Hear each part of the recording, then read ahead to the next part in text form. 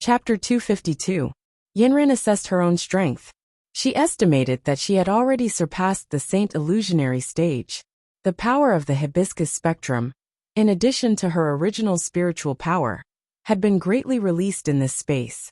That rocket launch had directly pushed her above the Saint Illusionary stage. Yinran became more and more alert. She could even use her soul sense to detect what Xiao Xiao was doing next door. Xiao Xiao was wearing a hotel bathrobe at this time, and his belt was not tied. He stood in front of the bathroom mirror and carefully observed his nose. Xiao Xiao's nose had a big bump. He was trying to think of a way, but it did not go away after a long time. He kept muttering something. Although Yinran could not hear him, she could see Xiao Xiao's lips and knew what he was saying. She saw that Xiao Xiao was actually constantly blaming herself. This heartless Yinran. How dare you forget about me? If I had known, I wouldn't have waited until the wedding. I would have done it earlier and let her be pregnant with my child. Let's see if she still dares to forget me. Yinran's soul trembled 3 times because of Xiao Xiao's words. What kind of words is this damn evildoer saying? Xiao Xiao was still muttering. If she doesn't remember me, I will let the child not recognize her. After that, he stopped the movement of his hand and stopped playing with his nose. Then he said, Kong Xiaoming, did Yinran deliberately forget me because I am not handsome anymore? Yinran could not hear Kong Xiaoming's answer. She only heard Xiao Xiao say again, when my nose is better, let's see if I can charm her to death. After that, he took off his bathrobe fiercely and was ready to take a bath. Yinran was caught off guard. His perfect figure broke into her soul sense. Under his slender and charming neck were 2 straight and sexy collarbones. Because of the shadow cast by the light, they were stuck in the hollow of the collarbones. The texture of his muscles was delicate and prominent. There was no trace of fat on his body. The perfect golden ratio figure was like the saint statue of ancient Rome. The noble temperament was like that of a god. Xiao Xiao's face instantly turned red. She saw Xiao Xiao looking at herself in the mirror and nodding with satisfaction. She then patted her perky buttocks, twisted left and right, and did a few flirtatious movements. Facing herself in the mirror, she posed as if she was holding a gun. With a bang from her mouth, she raised her head. Only then did this act end. Then he began to take off his underwear while humming a song. Yinran did not dare to look anymore and withdrew her soul sense. Yinran touched her chest. For some reason, her heart was beating very fast. Yinran concluded that it was all this evildoer's fault. The next day, Xiao Xiao knocked on Yinran's door early in the morning. Yinran also got up early. They had to catch the plane back today. As soon as the heavy door was opened, Xiao Xiao was seen leaning against the door frame. His 2 long legs stretched out leisurely. One of his legs was slightly bent, and both his hands were in his trouser pockets. He was wearing a printed shirt and a pair of trendy black 3/4 pants. He looked like a boy who had just walked out of a Hawaiian beach, fresh and passionate. The top 2 buttons of his shirt were unbuttoned, revealing half of his chest muscles. He wore a cross necklace around his neck, which matched the sharp corner of his shirt. Xiao Xiao's originally unruly hairstyle had a few more strands of color, and he had several small braids, which added to his wildness. Xiao Xiao saw Yinran come out and gave her a big smile. My goddess, I'm here to pick you up for breakfast. Yinran was dazzled by his smile. It was pleasing to the eye. Regardless of whether Yinran could remember the past between her and Xiao Xiao, she had to admit that the boy in front of her was very handsome. She suddenly remembered the figure of Xiao Xiao taking off his bathrobe last night. She quickly turned her head, not wanting to let Xiao Xiao see her blush. The 2 went directly to the dining room for breakfast. As usual, Xiao Xiao served Yinran like a queen. Yinran kept refusing, but she was always stopped by Xiao Xiao's eyes. Come Yinran, open your mouth. I used to feed you like this. Yinran didn't cooperate at all. At this time, a little girl about 10 years old couldn't stand it anymore. She walked to their table and said, Brother, this sister is too much. You're so good looking, and you're so nice to her. She doesn't even eat breakfast when you feed her. You feed me, I'll definitely finish it all. When Yinran heard the little girl's words, she almost choked. She lowered her head and coughed desperately to hide her embarrassment. Xiao Xiao smiled at the little girl in a friendly manner and said, "Little girl, this big sister is playing with big brother. She's angry with brother, and brother is coaxing her." The little girl's mother hurried over and pulled the nosy little girl away. Xiao Xiao looked at Yinran sadly. "Look, even a little girl like you knows that I'm nice to you. Why are you so disobedient? Come, open your mouth." The two of them went back and forth for a long time. Xiao Xiao was defeated. He poked at the food on the plate and looked at Yinran. Suddenly, he realized that the steam bun on Yinran's head was gone. "Yinran, where did the white steam bun on your head go?" Yinran looked at Xiao Xiao and said faintly, "I'm now above the holy void stage. It will only appear when I'm weak, or when I don't want to hide it. What do you want?" "I just think she's cute. Seeing that the steam bun on your head is gone, I'm worried that there's something wrong with your spiritual power." "It shouldn't be. Except for forgetting something. Everything else is normal." "So depressed." Xiao Xiao sighed. This meal was finished with Xiao Xiao's depression and Yinran's awkwardness. The two of them finally stepped on the plane back to Nanchuan. Ming Tian followed Yi Lao's instructions and found 10 people from his subordinates to buy 10 companies. Then, he began to implement Yi Lao's loan fraud plan. One of them was called Tian Han. He had been in the Eastern aristocratic family for a long time and was one of the senior employees. At the same time, he was also one of the people who took the elixir the longest. Originally, he was of average quality. After cultivating for a long time, he only reached Huangxian. Since he was recognized by Ming Tian, he was given the sacred medicine that had been passed down in the Eastern aristocratic family for a long time. He had always heard that as long as he continued to take the sacred medicine, his cultivation would increase tremendously. He heard that Yi Lao, Missy, and Ming Tian from the Eastern aristocratic family were all people with high cultivation experience. The sacred medicine was the biggest contribution. He originally thought that he could only reach Huangxian in his lifetime, and was only slightly stronger than the average person. Unexpectedly, after he started to take the sacred medicine, his cultivation experience went up a level in a few years. Now he was already at Qingxian. He was an ambitious young man. Originally, he only had ideas, but did not have the strength. Now that he had both ideas and strength, he had long wanted to show off his skills in the Eastern aristocratic family. When he heard that there was a special mission today, Boss Ming Tian finally thought of him. There were a total of 10 people, and he finally had the chance to stand out.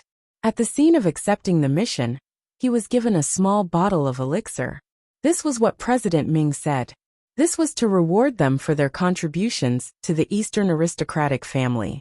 If this mission was successful, there would be more effective elixir waiting for them. Then he was assigned as the legal representative of a company. Tian Han immediately bent over laughing. He could finally be addressed as President Tian by others. After accepting the mission, he immediately took elixir. The taste of this elixir was different from the ones he had taken before. It was slightly spicy and caused him to see double. But after half a day, everything returned to normal. He carefully looked at the mission that he was assigned. President Ming told him to find a way to get a loan of 300 million. In the past, he only knew how to fight and kill. He did not know much about managing a company. President Ming directly told him to follow the steps in the operation manual. He looked at it. The first step was to find a way to get to know a certain bank's account manager and become friends with him. The second step was to command the company's finance department and prepare the loan application materials. The third step was to submit the loan application materials to the account manager and ask him to apply for the loan. The fourth step was to wait for instructions. He took a look and found that it was not too difficult. So he followed the bank's account manager and found that he liked to go to the bar after work. The opportunity came. After work, he also went to the bar for a drink, and the two of them inadvertently chatted. The progress was quite smooth. After a few drinks together, the two of them even became buddies. Tian Han told the account manager about his company's difficulties and said that he wanted to apply for a loan from the bank. When the account manager heard this, he thought, "What a coincidence. I am the account manager of the bank. Brother, if you are in trouble, I will definitely help you." So naturally, Tian-han and the account manager were completely connected. Then, Tian-han followed President Lin's instructions and asked the finance department to package the report. He collected a full set of basic materials and sent it to the account manager personally. After everything was done, he reported to President Ming. President Ming praised him and told him to take one pill every day. Tian-han was obedient. He took the pill every day and waited for the bank's approval at the same time. Gradually, he found that his personality was becoming a little violent. He always wanted to vent something.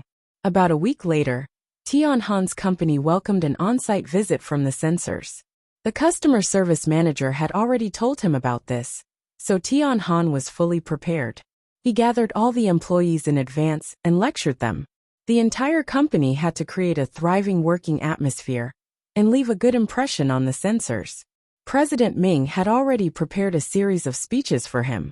Tian-han described the company's beautiful future and grand blueprint in front of the examiner. When he left, he directly stuffed a 10,000 yuan card. However, the examiner was arrogant and directly rejected it. At the same time, he was still doubtful about the company's future. Tian-han saw that he was in trouble, but there was nothing he could do. After waiting for another 2 days, he received a call from President Ming. Tian-han, I heard that your loan task is a little difficult. You still have to think of a way to solve it. But President Ming, the loan conditions of my company are a little bad. It might be difficult.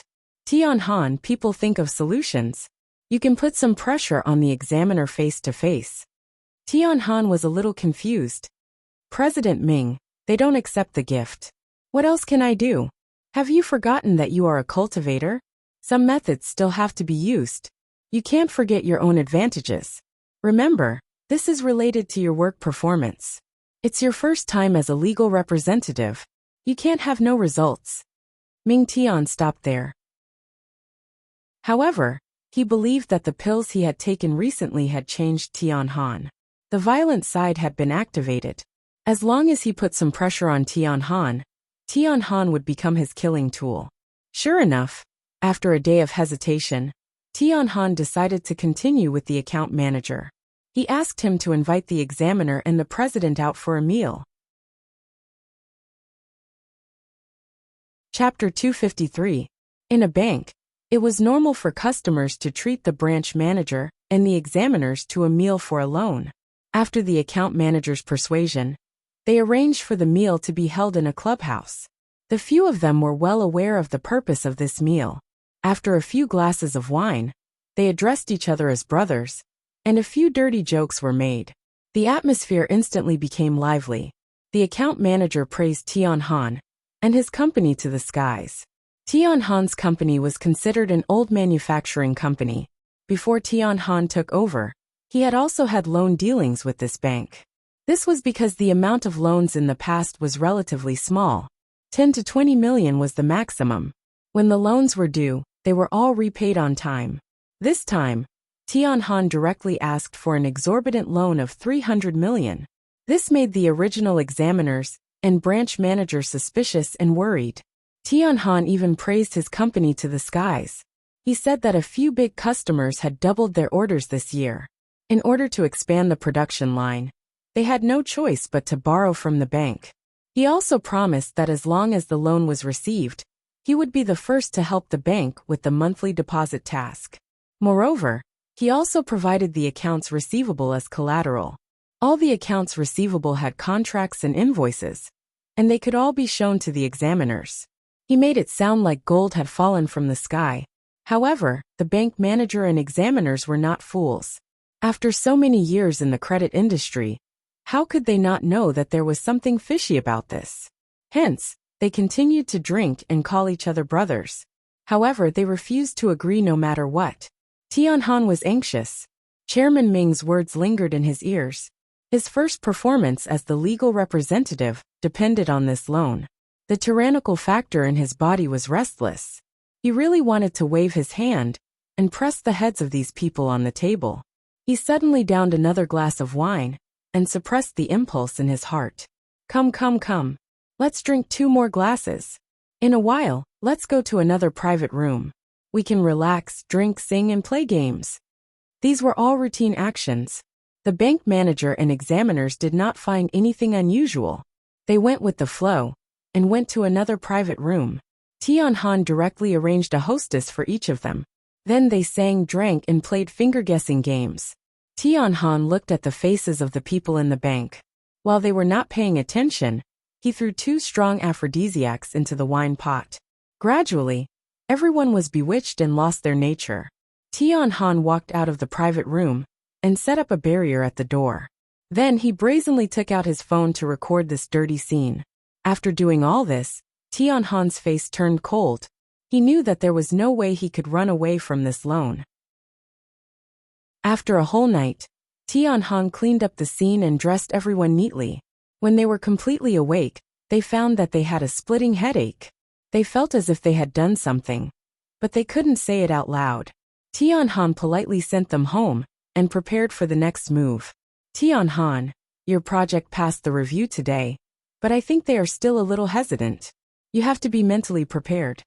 The account manager called Tian-Han early in the morning to give him a heads up. Tian-Han knew that today was the day. He sent the edited video to the censors and the president.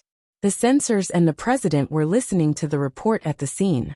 As soon as he opened the video file, his hand trembled in fright. He quickly pressed the mute button and left the meeting room one after another. He opened the video in his office with fear. After watching it, he collapsed directly in his seat. Tian-Han also added a sentence, "Please help us during the review today." When they returned to the meeting room, the two of them were no longer in the mood to listen.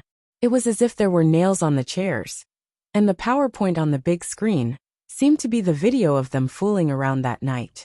The original intention of rejecting Tian-Han's project during the review meeting was also dispelled. The censors and the president agreed that the materials were not complete. They would come again after the materials were supplemented. When the president returned to his office, he sent a WeChat message to Tian-Han with trembling hands. "What do you want?" Tian-Han directly replied with a message asking for the leader's help. He had no other intentions. The president was so angry that he threw his phone. However, the censor's reaction was different. He directly threatened Tian-Han. "If you dare to release this video, I dare not let your company get this loan." Tian-Han couldn't help but sneer. It seemed that this guy wouldn't cry until he saw the coffin. That night, Tian-Han disguised himself and waited at the bank entrance. He waited until very late before he saw the censors walk out of the bank. Tian-Han directly followed him and saw him pass through a small alley. There was no one around. Tian-Han immediately went forward and blocked his way. The censors were caught off guard, and a black shadow appeared in front of him. He was fully armed and only a pair of black eyes could be seen. In the darkness, they were shockingly bright. He was shocked and quickly took a step back. He grabbed the bag in his hand and said, "What do you want?" "I heard that recently, a company's loan was approved by you, but it hasn't been approved. I was asked by someone to ask the reason." Tian-Han's voice was cold and hoarse. It was like frosted glass in summer, and it made the censor's hair stand on end. That pair of eyes flashed with a threatening light, and a trace of fear rose from the bottom of his feet. "I don't have the final say on the approval. It's a unified decision in the industry. This company doesn't meet the requirements, so how can it be approved?" The censors gave himself courage and straightened his neck to refute. "Are you coaxing a 3-year-old child? I know very well who has the final say on the bank's approval. You're also an old censors, and your words have a certain weight in the industry. My client said that you can definitely think of a way. You won't be short of benefits, but if this matter is not done..." Tian-Han's hand gently moved to the side. With a crack, a branch on a small tree broke. The censor shrank his neck, afraid that the branch would whip him. However, he still believed that in a society ruled by law, no one would use such a despicable method. He continued to call out boldly, "This is illegal. You will be arrested and sentenced." Tian-Han sneered. "Go ahead and sue. Also, do you really think that video doesn't exist? You can try to see if the consequences are serious." After that, he directly picked up the censors and ran upstairs. The censors were carried in his hand like a chicken. He was shocked. He was at least 140 pounds. How could this person carry him as light as a feather? Tianhan took the sensors straight up the stairs. This was an old residential building with 6 floors. There was a large platform on the roof. Tianhan pushed the sensors to the railing on the roof and pressed his head down. The sensor's head was instantly filled with blood. He was so scared that he waved his arms and legs. Tianhan's action just now made him feel that he really wanted to push him down. He instantly felt that death was so close to him. He screamed in horror. At this time, Tianhan said, "There are always some people in this world that you can't afford to offend. Today, I'm just giving you a warning. I'll still say the same thing. As long as you cooperate with this loan, you won't be short of a penny. But if you can't do it, an accident will be the headline of the news the next day." After that, Tianhan turned and left. The censors sat down on the rooftop and didn't come back to their senses for a long time. In this way, during the second meeting, the censors and the president agreed that this was a good project to support the growth of the physical enterprise. It was in line with the national policy. The authenticity of the accounts receivable had been checked on the spot. There weren't many problems. At the same time, they randomly selected a sum of money to be transferred to the bank account. Overall, the risk was controllable. Although there were other censors who had their own opinions, in the end, more than half of the votes were cast. The loan was approved smoothly. Tianhan looked at the approval opinion given to him by the censors. He was overjoyed. It seemed that his position as the legal representative was secure. His first business deal would be done soon. Yanran, Tianhan's company, has recently applied for a loan from the bank. Little Six told Yanran the information he had collected. "Did you find out how much he applied for?" "He applied for 300 million yuan, with accounts receivable as collateral. It seems that it has been approved. I've seen the situation of his company. They don't have any assets, and the factory isn't worth much. How could it be approved?" Yanran came to a conclusion without thinking. There must be something fishy going on. Everything was under Yanran's control. Tianhan was originally on the list given to Yanran by Hugang. Once the wind blew, Yanran listed him on the list. Tianhan had been targeted since the first day he became the legal representative. Yanran, at the same time, 9 other cultivators have also become the legal representatives of other companies. Do you want to follow them? Yanran was sensitive and immediately guessed the reason. It seems that they are preparing to do the same thing again. I saw through Yu Tian's scheme previously, and now they want to use this route again. The previous 2 leads have been broken, and now they have sent us new evidence. Little Six, send someone to keep a close eye on them, especially the bank that gave them the loan and the censors. As long as they find out that they are together, report to me immediately. I believe that they will be exposed. Little Six received the order and left. Yanran would go to her office every day when she didn't have classes. She pretended not to see Yi Xuanfei's harassment in school. She had more important things to do. She was relatively calm now. Little Six had once asked her why she didn't directly fight with the Eastern aristocratic families. Yanran's answer was, "What's the use of fighting? It's only a matter of time before they get rid of their spiritual force. They have now formed a huge system. With a stomp of their feet, they can cause hundreds and thousands of employees to sway. What she needs to do now is to bring down this huge monster and save the entire cultivation world. Our wings are not fully grown yet. If we act rashly, we will only alert the enemy." After coming to the office today, Yanran had been thinking about the next step of the plan. Some plans still needed to be carefully polished. She poured a cup of tea and walked to the window, taking small sips. Yanran's gaze darkened. Then, she was attracted by the group of people downstairs. A banner and a balloon fluttered in the air. There were a few words on it. Qiao Xiao Fan Meeting. The originally spacious road was now packed. Several life-size portraits of Qiao Xiao were placed at the entrance of the office building. At this moment, there were countless girls who wanted to take photos with this portrait. The scene was chaotic. Chapter 254. It was lunchtime, and Yanran had just ordered a takeout. Just as she was looking down, her phone rang. "Sis, I can't deliver the takeout you ordered." There's a celebrity fan meeting at the entrance, and the road is blocked. Can I trouble you to come down and get it? Yinren couldn't do anything about it. It seemed like she had no choice but to go downstairs. When she actually went downstairs, she realized that there was a commotion downstairs. She seemed to remember that Xiao Xiao had sent her a WeChat message yesterday, saying that there was a fan meeting. She was busy with other things and didn't reply, but she didn't expect it to be right below her office. After she got out of the elevator, she couldn't walk anymore. She kept saying in the crowd, "Excuse me, please make way." But before she could squeeze through, she was rebutted. "If you want to see Xiao Xiao, you have to line up. If it's as crowded as you, wouldn't it be a mess?" Yinren wanted to explain that she was going to get the takeout, but suddenly the crowd burst into cheers. It was so deafening that it could blow the roof off. "Xiao Xiao! Xiao Xiao!" The orderly cheers rang out rhythmically, like a drum playing the marching song for Xiao Xiao's entrance. Yinren's position was pretty good. As soon as she got out of the elevator, she was pushed to the side of the stage by the crowd, where she could get a clear view. Xiao Xiao had a cheeky smile on his face, and under the introduction of the host, he slowly walked up the stage. He was dressed in black, with the top 2 buttons of his black shirt unbuttoned, and a narrow silver tie.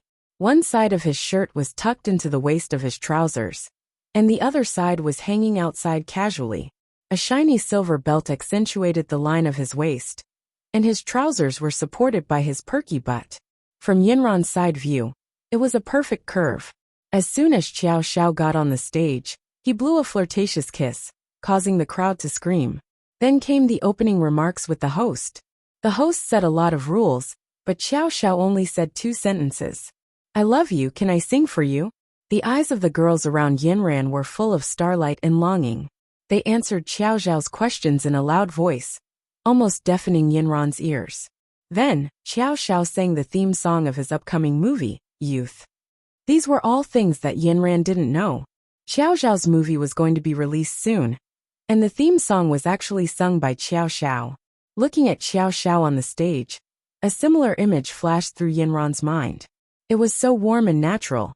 The people around him hummed and waved their arms automatically. Xiao Xiao's stage was quite good. This inspirational song made him sing with passion. There was a girl next to Yinren who was full of tears. She hummed and kept whispering, "Brother, I love you."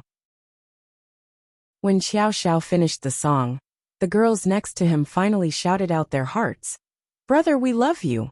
Yinren suddenly felt a trace of discomfort in her heart. It was as if the treasure she used to have had disappeared. She clenched her fists, but there was nothing but air. Some time ago, Xiao Xiao was always pestering her. However, after she rejected him many times, one day, Xiao Xiao was hurt. After that, he didn't contact her for many days.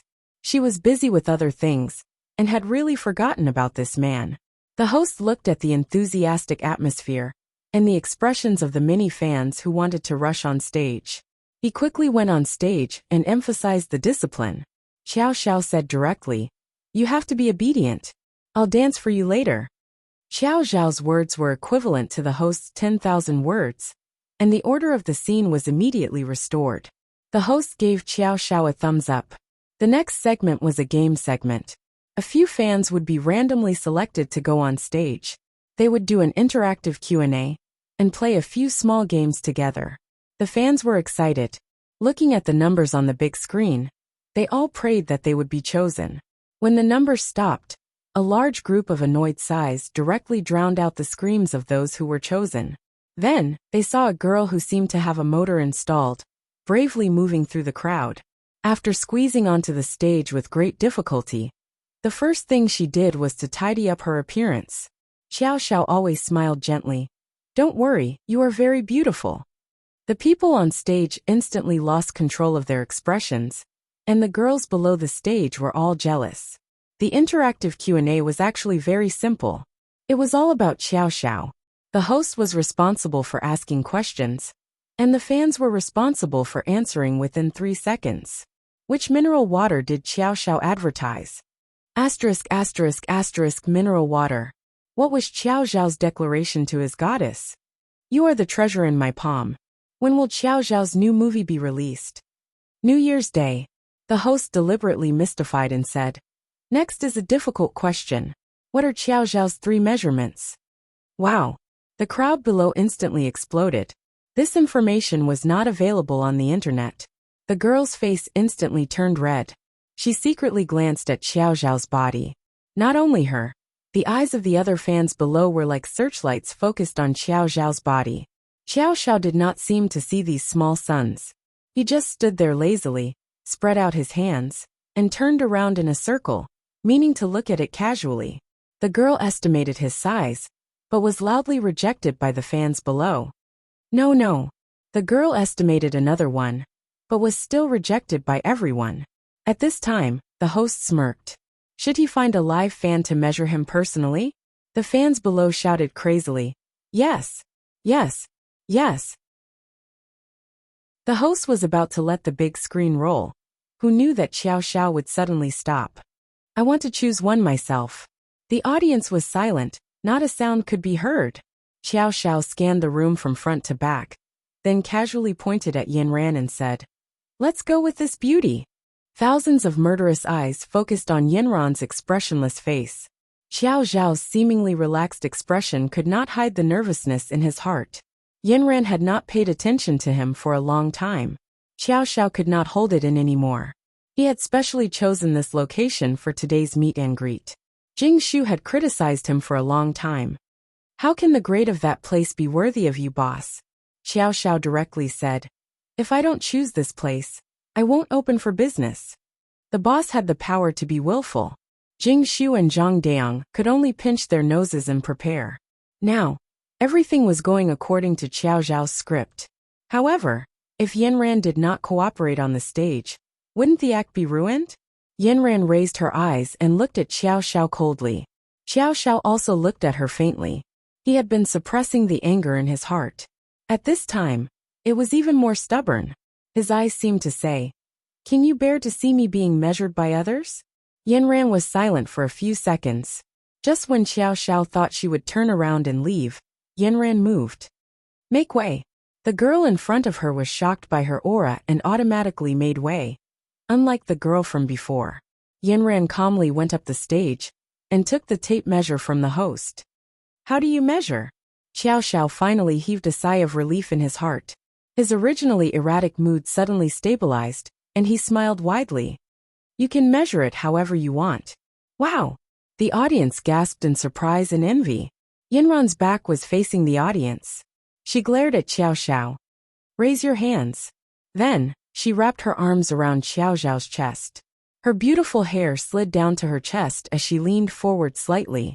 A burst of lavender fragrance teased Xiao Zhao's sense of smell.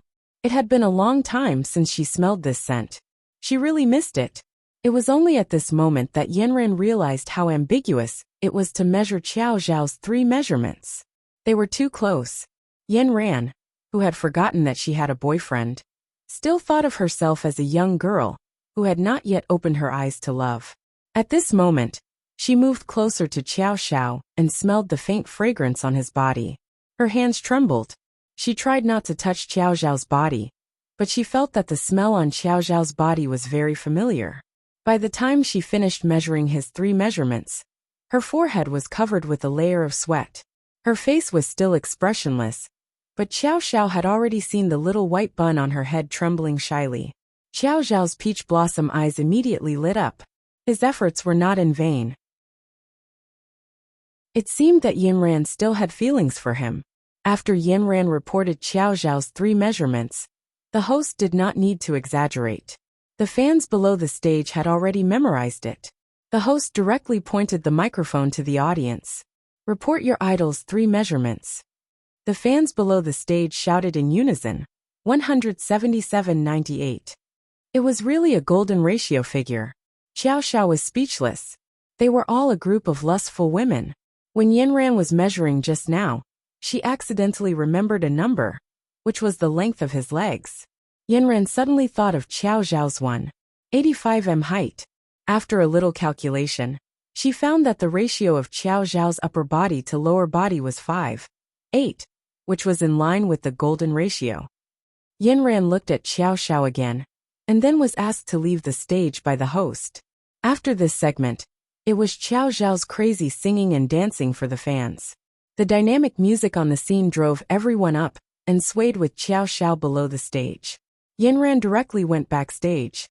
There were so many people that she could not leave, so she could only watch from here. It was not until the delivery boys squeezed in with difficulty to meet her that she got her lunch.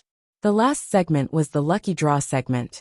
The fans who won the lucky draw could get Xiao Zhao's autograph and a chance to take a photo with Xiao Zhao. Of course, it was not a photo with the two of them, but the person who won the lucky draw could take a photo with Xiao Zhao. This was originally something that Jing Shu was not satisfied with, but Xiao Zhao insisted. He and Yanran had not taken a photo together, so how could he give his first time to someone else? Thus, after a group of people were selected, they went on stage to take photos with Xiao Zhao. At this time, Yanran was backstage, preparing to go upstairs with her lunchbox. However, Jing Shu, who was beside her, caught the boss's gaze and took the lunchbox. She pulled Yanran up and said, "Let's go join in the fun." Then, she pushed her to the center position closest to Xiao Zhao. Xiao Zhao was satisfied and struck the sexiest pose, satisfactorily ending the fan meeting. After that, Jing Shu and Zhang Daong finished the rest of the things. Xiao Zhao had already followed Yanran to her office upstairs. Chapter 255. Yanran looked at Xiao Zhao, who squeezed in through the crack in the door. She ignored him and sat down to eat. "Yanran, why are you eating this? I used to feed you so well." Xiao Zhao sat across from Yanran and looked at her with disdain. Yanran looked up at him and didn't say anything. She lowered her head and continued to eat. "Yanran, did you miss me during this time? You've lost weight during this time. You still don't miss me? This food is too nutritious. Come to my house tonight. I'll ask Uncle Wu to cook something good for you." Xiao Zhao talked for a long time, but Yanran didn't respond at all. She just buried her head in eating. Xiao Zhao was already full of grievances. Seeing Yanran like this, the suffocating feeling in his chest almost made him explode. He didn't say anything, and just stared at Yanran eating. After Yanran finished eating, she stood up and threw away the trash. When she turned around, she saw Xiao Zhao standing behind her. She was shocked. "What are you doing?" Xiao Zhao's eyes were deep. "Yanran, did you think of me or not?"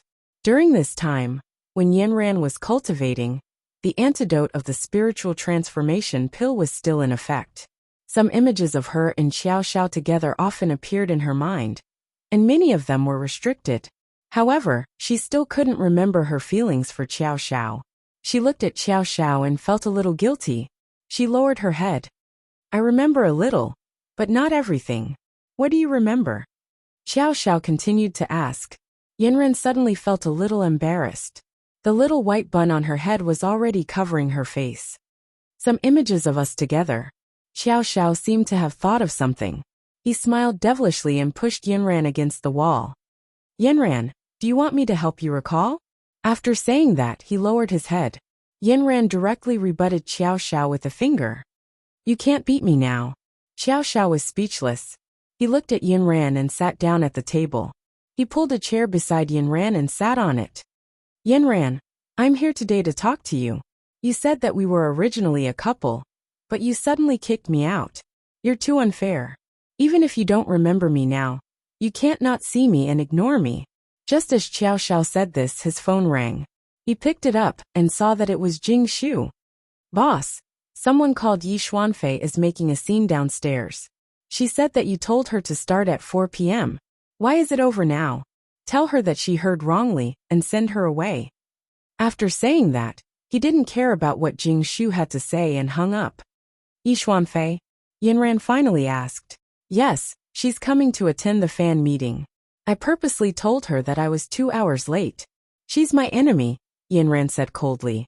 "Of course I know. Don't tell me you've forgotten about this. We worked together to trick her into getting the antidote for the spiritual transformation pill." Yanran felt a headache coming on. She remembered everything, except that there was someone missing in the middle. She knew that there was someone, but she couldn't match it with Xiao Zhao. But during this period, the people around her, including her parents, had been nagging her about Xiao Zhao. "Xiao Zhao, It seemed like it was really him. Xiao Zhao's eyes were filled with hurt. All right, Yinran.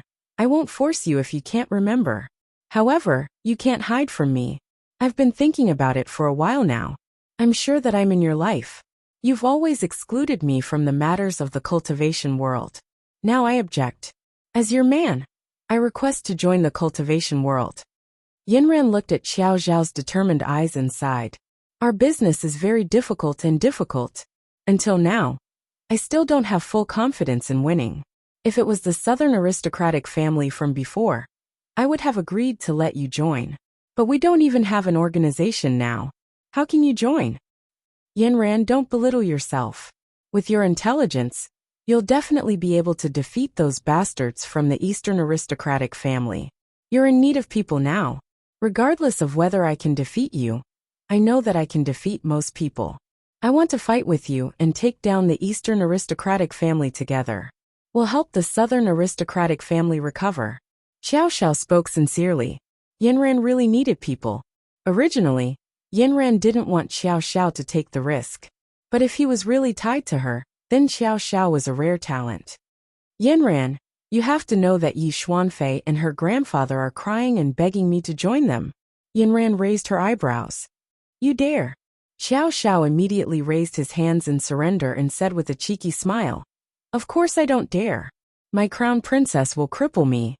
When Yinran heard this familiar crown princess, she was stunned. But the petty bun on her head became arrogant and proud. Xiao Xiao was happy. It seemed that he had finally persuaded Yinran. At least they wouldn't only meet once a month. Yinran stood up and walked to the window. The afterglow of the setting sun shone on her body, forming a hazy halo. She suddenly became serious and said seriously, as if she was making an oath. Okay, Xiao Xiao, since you've joined our organization, then you have to agree with our beliefs. You're not allowed to use your magic to harm humans in any way. Protecting humans is our life's work. Can you do that? Xiao Xiao looked at Yinran's face that had suddenly become sacred. It was a kind of heroic aura, the aura of a superior, which made Xiao Xiao admire her from the bottom of his heart. He firmly vowed, Believe in me, Yinran, I can do it. From that day on, in this small office, even though Yinran had lost part of her memory, even though Xiao Xiao hadn't found his lover, Xiao Xiao and Yinran were like two holy warriors. They made a promise to each other and joined hands to fight in this vast territory of the human world. They broke through all obstacles and bravely moved forward. They vowed to break through the dark clouds of the cultivation world and return a clear blue sky. After Yi Xuanfei was stood up by Xiao Xiao, she went home angrily. Ever since Xiao Xiao and Yinran mysteriously disappeared for more than a month, Yi Xuanfei saw them again on campus. What made Yi Xuanfei happy was that there seemed to be a rift between Yinran and Xiao Xiao. The two of them were no longer as close as before. What made Yi Xuanfei angry was that Xiao Xiao didn't want to talk to her anymore. Recently, Xiao Xiao had been avoiding her and wasn't as perfunctory as before. He often showed her displeasure.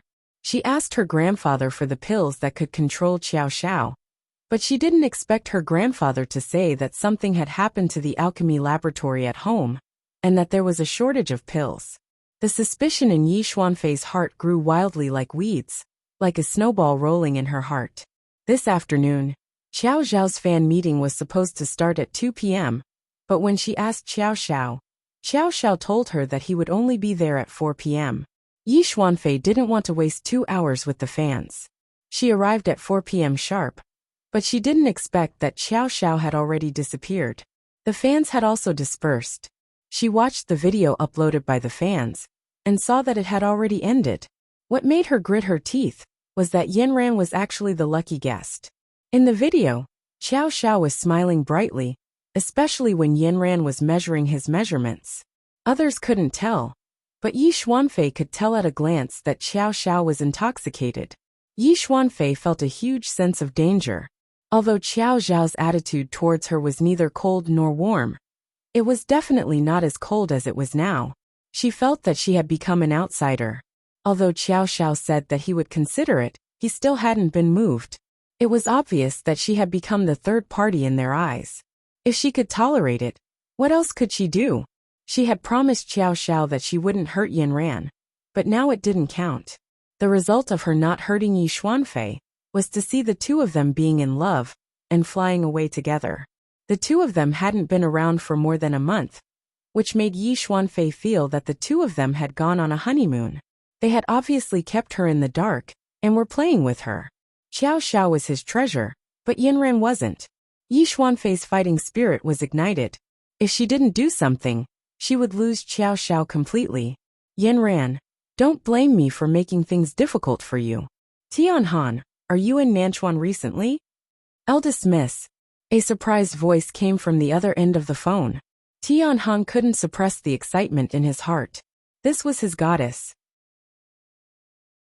In the past, he could only look up to her and didn't speak much. He didn't expect that Eldest Miss would call him personally. I'm in Nanchuan. Eldest Miss, if you need anything, please instruct me. I need you to help me teach someone a lesson. It's a classmate of mine from university. This girl keeps making things difficult for me, so it's not convenient for me to appear. Yi Xuanfei's cold voice came from the phone. To what extent do you want to teach her a lesson, Eldest Miss? Yi Xuanfei was silent for a moment, then smiled cruelly.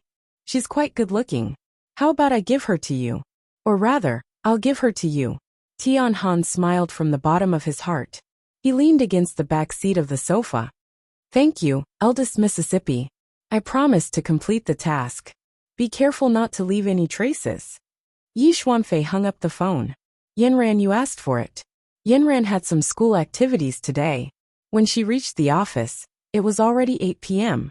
She sorted through the events that had happened in the past few cities again. Now, she could confirm that the Eastern aristocratic families were up to their old tricks again. It seemed like they were going to continue to cheat loans. But there was a problem. Generally speaking, only when the loan was overdue could they confirm the fraud. The loan had just been paid, and there was obviously insufficient evidence. She sent Xiao Xiao out to search for traces of the fraud in the other cities. He had already been out for a week. Every day, he would call back to report the progress of his work. He would also ask about her well-being, and ask about her well-being. Fortunately, the school wasn't too strict on them. They were almost in their 4th year, and had all applied for leave in the name of internships. Moreover, Xiao Xiao was becoming more and more famous in the school. Professor He also realized that Xiao Xiao was now mainly in the entertainment industry, and often applied for leave. However, he still held on to Xiao Xiao and insisted that he finish his post-grad studies. The school had already reserved a place for him. This way, Xiao Xiao would have even more freedom. Chapter 256. Xiao Xiao's information was indeed more valuable than Little Six and the others. After all, Xiao Xiao's own ability was there. The practitioners in the other cities also did the same. After acquiring a few small companies, they easily got a large sum of money from the bank. Xiao Xiao directly hacked into their computers and sent all their financial accounts to Yanran. This instantly opened up Yanran's mind. She had never thought of this before. Xiao Xiao had such an ability. Thus, she simply ordered Xiao Xiao to find a way to hack into the companies that had changed their legal representatives and extract all their financial accounts. This time, Yanran finally had first-hand evidence. Every account was recorded clearly, and where the loans from the bank were sent to. Yanran's map of the entire Jiotian system had expanded by several times. The original map focused on shares, but now she had updated it to focus on the flow of funds, creating an even larger map. She gave Xiao Xiao a big thumbs up and asked him what reward he wanted. Xiao Xiao directly replied with one word. You. After finishing all this, it was already 2 o'clock at night. Originally, Yanran wanted to directly sleep in the office. But recently, there was an activity in school that required her to participate in a debate competition. She left the speeches of the other 2 students in her group at home. She had to leave early tomorrow morning. She still had to get the speeches in her hands. She looked at the dark sky outside. Thick clouds blocked the moonlight. It looked like it was going to rain. Yanran packed up her things, locked the office door, and went downstairs to walk home. There were not many pedestrians on the road at night. Occasionally, a few cars would roar past. The night was already a little cold, From the closed windows of the distant buildings, one could see that winter was coming. However, Yanran liked this cold. Ever since she recovered her spiritual power, her body was much better. She was no longer afraid of the cold. However, the cold autumn made her mind clear. She was still thinking about the accounts she had just studied. What made her feel strange was that they were all very scattered. None of them were the companies she had studied before. It was a mess. Not only could it not be sorted out, but it was also a mess. It seemed that Xiao Xiao would have to find a way to infiltrate Jiutian Group's internal company and obtain first-hand accounts to solve this mess. She lowered her head and walked forward. She turned a corner and entered an alley. Suddenly, 5 or 6 people appeared in front of her. At the other end of the alley, several people were chasing each other, fighting and shoving. Yanran could smell the smell of alcohol from afar. They were a group of drunkards. Yanran frowned. She didn't want to cause any trouble, so she pulled up her hood and lowered her head. However, this group of people came very quickly. Before Yanran could do anything, they had already surrounded her. "Little girl, where are you going so late at night?" A man directly placed his hand next to Yanran's ear, his breath reeking of alcohol wafting towards Yanran. Just as he approached, Yanran's eyes suddenly widened, because she knew this man who was leaning over. At the same time, these 5 people's heads were emitting colorful spiritual power. And the person who blew a breath of alcohol at her was Tian Han, the person she had been paying close attention to recently. Something was wrong. "Little girl, come play with us brothers." Then several tall shadows blocked Yanran against the wall. Yanran sneered. "Who sent you? You're all cultivators, right? Why are you doing this kind of thing?" Tian Han was stunned. He didn't expect Yanran to see through their identity. He flatly denied. "What cultivators? Little girl, you've been reading too many fantasy novels." Another person directly pulled Yanran's hand and said with a lewd smile, "Little girl, why are you strolling outside so late at night? Are you waiting for us?" Yanran was no longer courteous. She didn't even lift a finger and directly released her pressure. The few tall and strong men were immediately lifted up by a huge force. Their bodies flew up uncontrollably and smashed into the wall on the opposite side of the alley. With a few thuds, the men fell to the ground, clutching their chests and coughing loudly. Tian Han looked up at the girl in front of him in disbelief. Her cold face was like a snow lotus that bloomed on the horizon. At this moment, she was expressionlessly staring at him. At this moment, she looked like a thin and weak ordinary human. There was no sign of qi on her head at all. Tian Han's heart trembled. A trace of fear emerged from his heart. He stammered and asked, "Are you a cultivator?" The other people couldn't even get up at this time. They were defeated in one move. "Too scary. Whether I'm a cultivator or not is not your concern. You just have to answer me. Who sent you, and what do you want?" "We're just passing by." Tian Han didn't dare to be brave anymore. He got up from the ground and prepared to escape. However, Tian Han's feet seemed to have taken root in the ground. He couldn't move. Yanran continued to release her spiritual power. "Tell me the truth.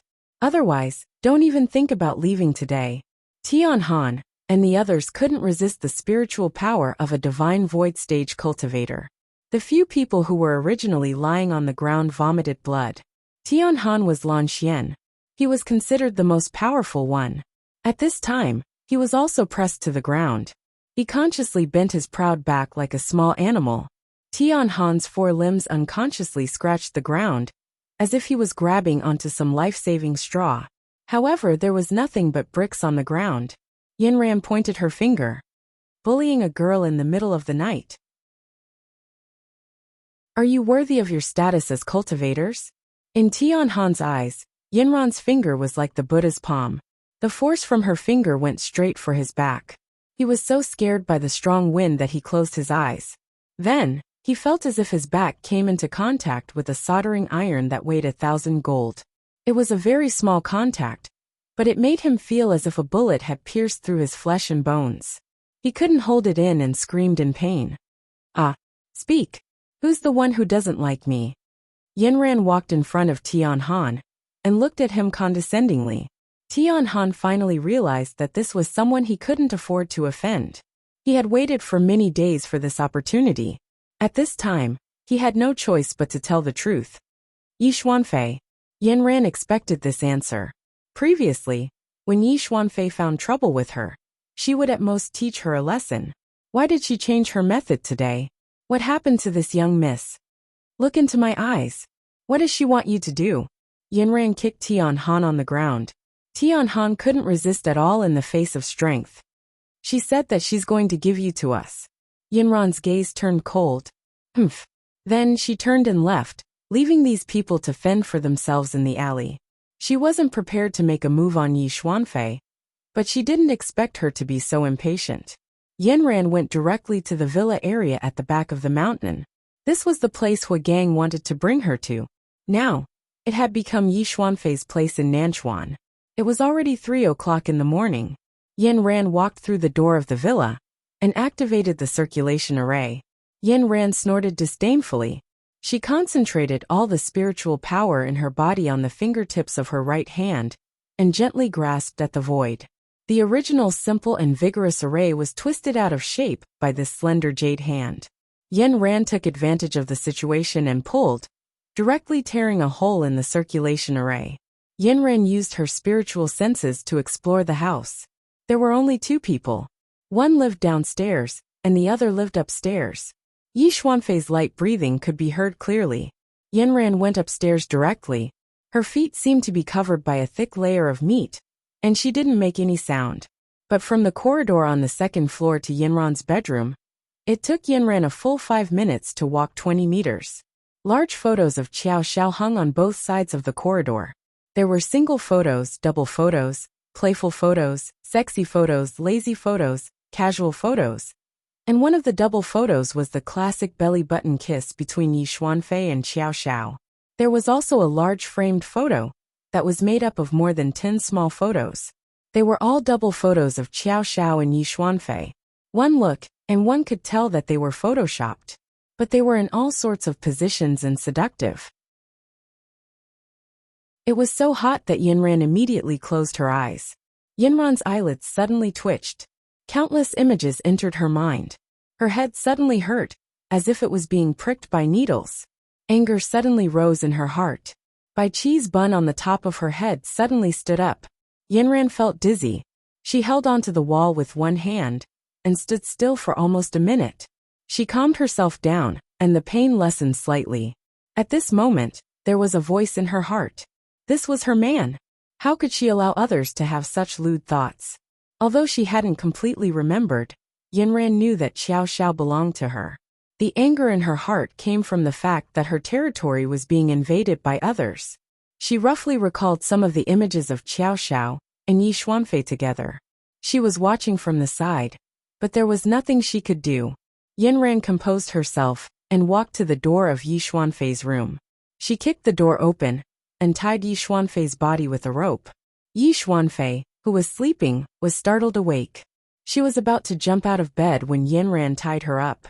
Who is it? Then, she saw Yanran standing by the bed, fuming with anger. Yanran, why are you here? What are you trying to do? Yi Xuanfei realized that she couldn't move at all and screamed in shock. Weren't you the one who invited me here? You sent a few people to invite me. Of course I'm here because you invited me. Yanran, what are you talking about? I don't understand at all. At this moment, Yi Xuanfei suddenly realized that there was a white aura above Yanran's head. She was shocked. Yanran, have you recovered your spiritual force? I'm sorry, I didn't fulfill your wish. My spiritual force has recovered. Yanran said the truth that Yi Xuanfei was most afraid of hearing. Yi Xuanfei was so scared that she curled up on the bed.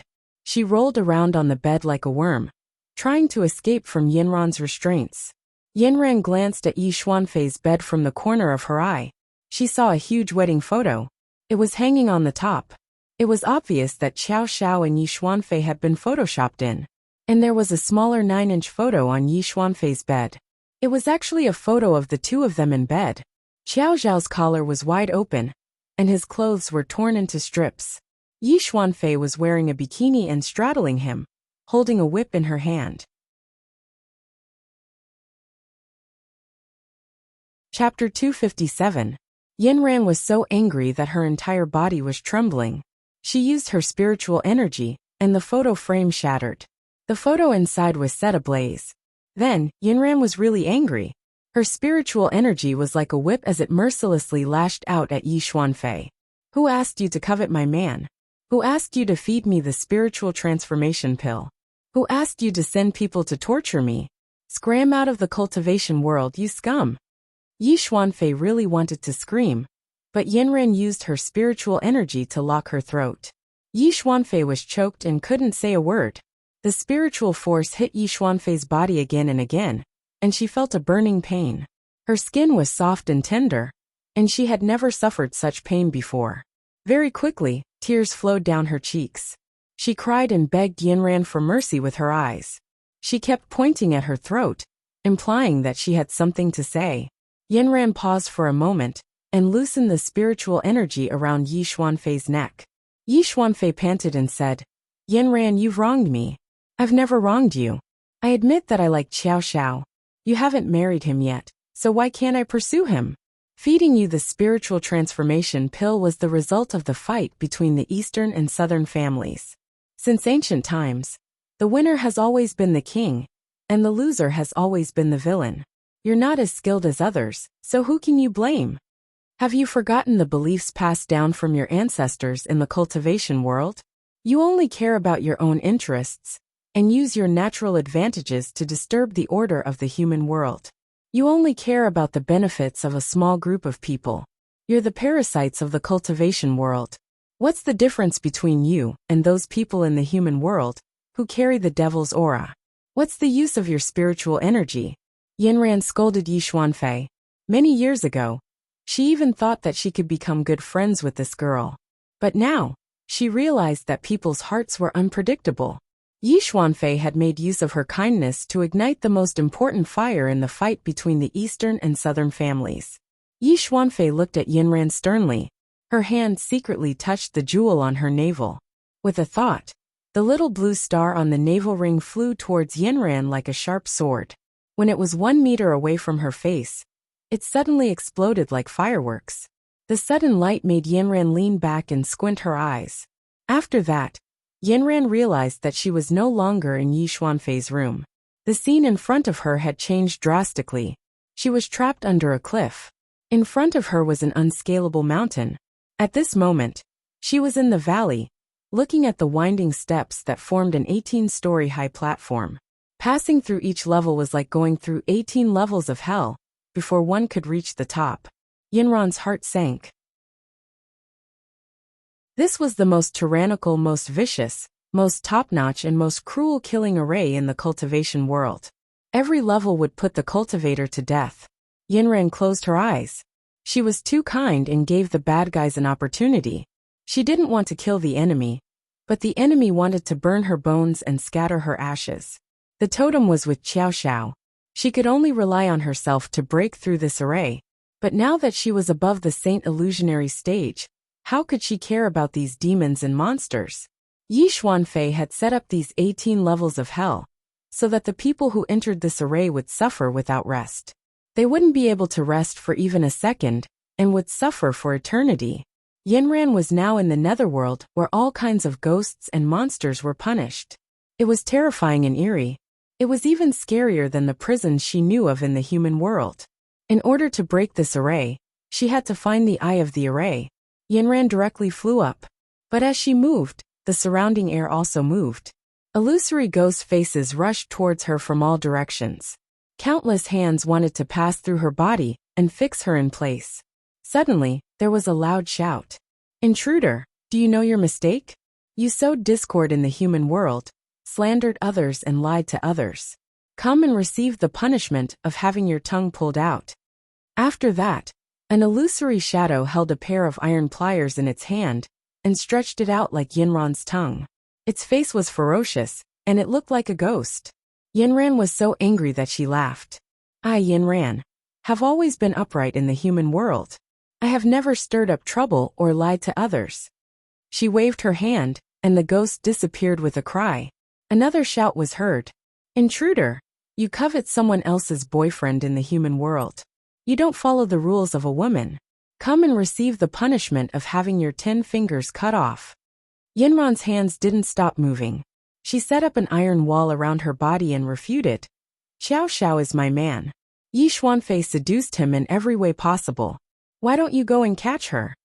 Ghost Shadow continued to step forward, and in the formation, he continued to arrange Yinran's crimes. Intruder, you are trying to drive a wedge between human flesh and blood. You need to pick a barb from your back and hang it on an iron tree. Humph, the aristocratic family in the East almost destroyed my family. Go and find her for the punishment of the iron tree. The ghost kept talking nonsense, but Yinran's willpower was firm, and she wasn't affected at all.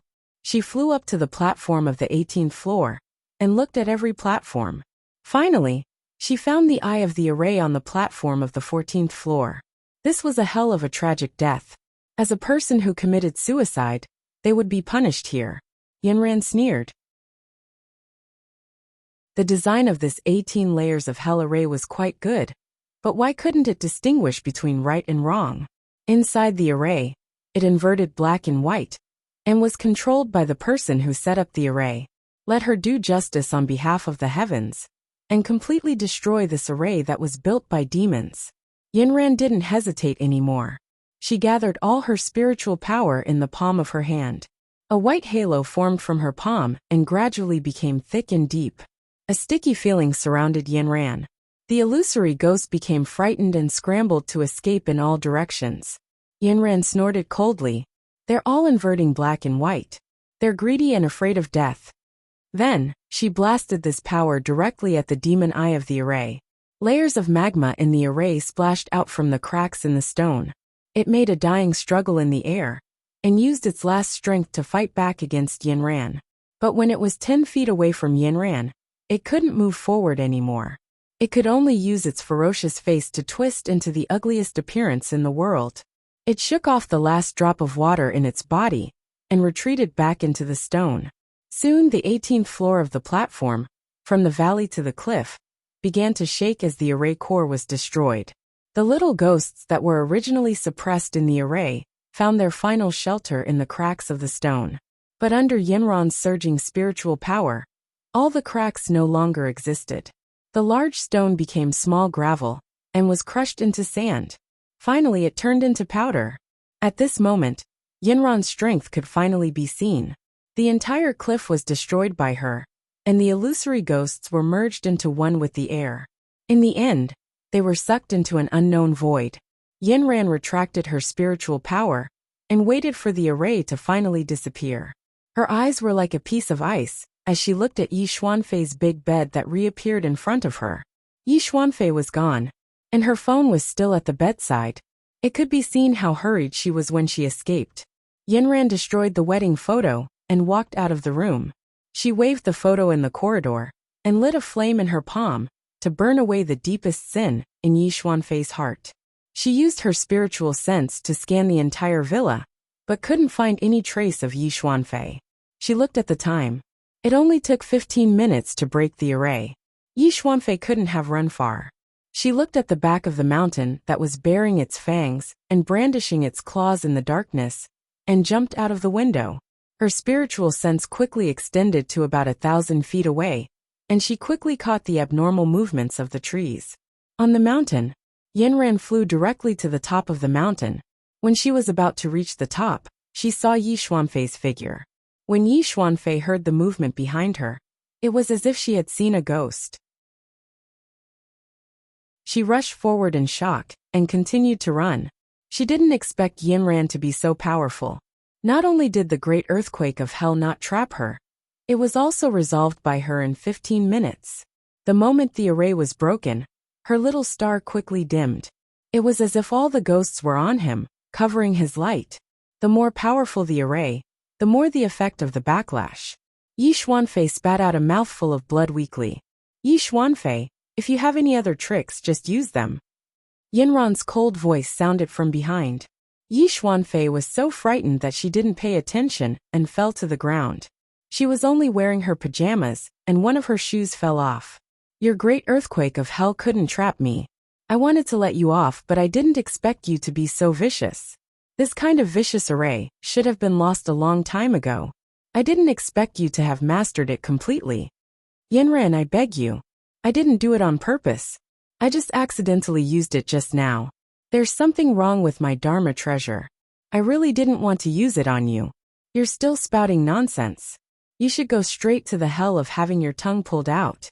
Yi Xuanfei, after so many years, I finally see your true nature. Since you can't abide by your beliefs, you don't deserve to have the abilities you were born with. Today, on behalf of the cultivation world, I'll make you return to being an ordinary person. Yinran clasped her hands together and turned them inwards. The spiritual power in her body surged. She opened her arms wide, as if all the spiritual power in the world was contained between her hands. When her palms turned up again, a lotus-like seal was formed. Yi Xuanfei's eyes were filled with extreme fear. She knew that this was the most severe punishment in the cultivation world, the lotus seal. The person who was inflicted with the lotus seal would lose all their spiritual power and become an ordinary person. Her body had been fixed in place by Yinran. At this moment, she was writhing on the ground crazily. She kept begging Yinran for mercy. Her tears and snot were all flowing down. Her cries were especially ear-piercing in the darkness of the back mountain. Yinran set up a barrier around them, isolating Yi Xuanfei's screams from the outside. Yi Xuanfei saw that begging for mercy was useless. She started cursing Yinran crazily. She fought with her for first place since she was young. When she grew up, she still fought with her for her man. In the end, she even destroyed her spiritual power. Yi Xuanfei would never forgive her in this lifetime. Although she heard her cursing, she knew that she had no regrets in her heart. Without hesitation, she formed the lotus seal in her palm and aimed it at Yi Xuanfei's head.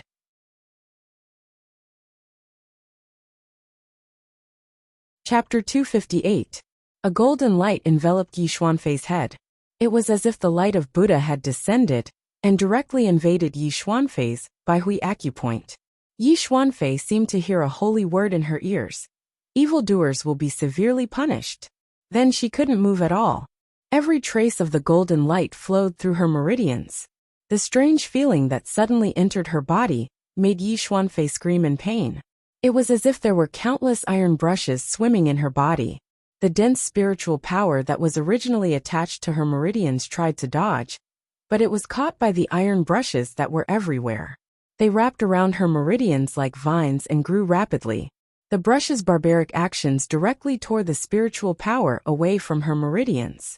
Yi Xuanfei felt that her flesh, bones, and organs had all been separated. She felt as if she was being tortured. Yinran directly closed her eyes. This was the first time she had crippled someone's spiritual power, and it was also the first time she had made a move against someone from the cultivation world. Ever since she was young, she had been taught that she would never use the butcher's knife to chop off the heads of people from the cultivation world. Killing each other was not her original intention, but if this continued, the human race would suffer, and the social order would become chaotic. She fiercely closed her eyes and hardened her heart. Yi Xuanfei screamed crazily in despair. Yinran, if you treat me like this, Xiao Xiao will not let you off. Xiao Xiao likes me. He promised me long ago that he would marry me after graduating from university. Even if you destroy my spiritual power, you still won't be able to get him. Yinran's hand trembled slightly.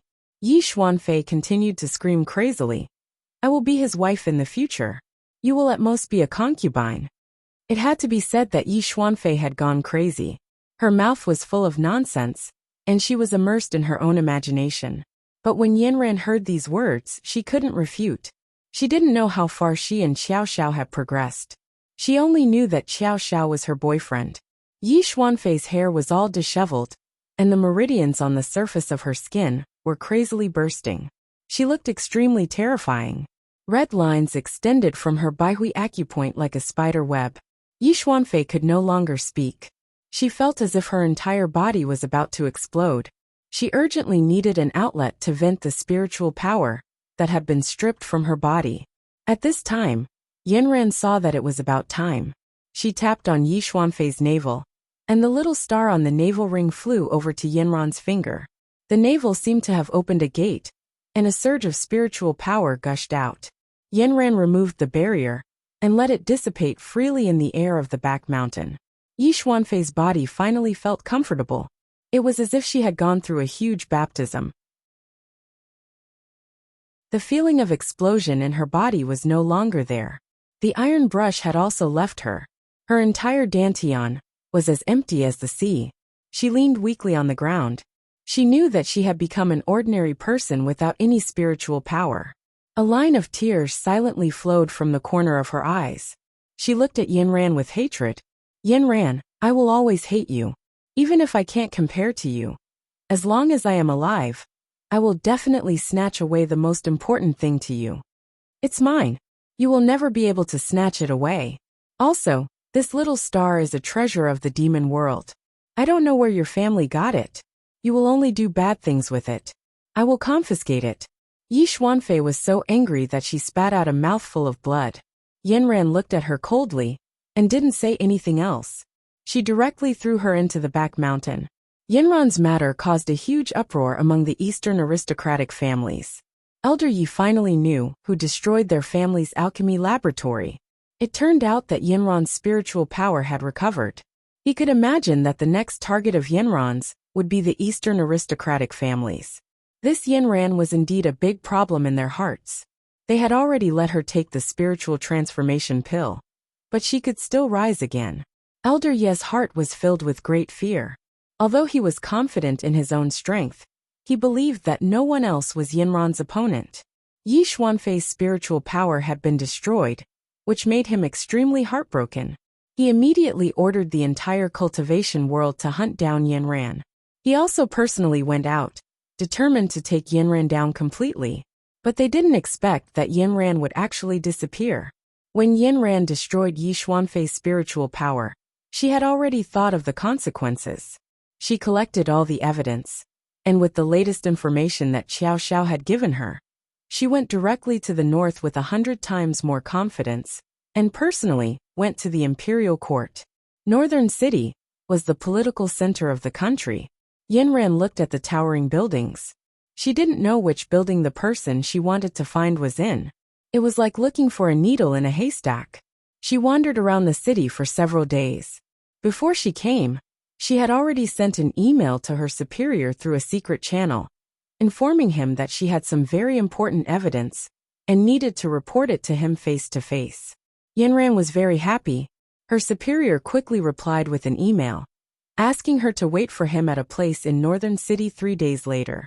Yinran came here as promised, but she received another notice that he had an important meeting to attend. She was asked to stay here and wait for 2 days. Yinran had no choice. She had to report the information in her hands to her superior in person. She was worried that the incident that Deputy Director Ma and Deputy Director Chen encountered before would be leaked. She didn't know why it would be leaked, so this time, she was very careful and did everything herself to minimize the risk. What Yinran didn't know was that her every move in the past few days in Northern City had already been monitored by her superior. In fact, Yinran rarely went out. She lived in a hotel. Except for eating and going out to find the way, she basically stayed in the room. Xiao Xiao would send some of the evidence he collected to her through remote. She directly used the hotel room as an office and continued to do the final tidying up. The clues were very obvious. Every point had been connected and became clearer and clearer. This also made Yinran more and more surprised. For so many years, the funds of the Eastern aristocratic families were as high as tens of billions. Finally, through countless business transactions, the funds were gathered in a trading company, and the money was sent out through overseas transactions. Everything had come to light, and the crimes of the Eastern aristocratic family had been clearly exposed. Yinran was very confident. She believed that as long as she personally placed this evidence on the table of the Eastern aristocratic family, this big tree, the Eastern aristocratic family, would directly fall down.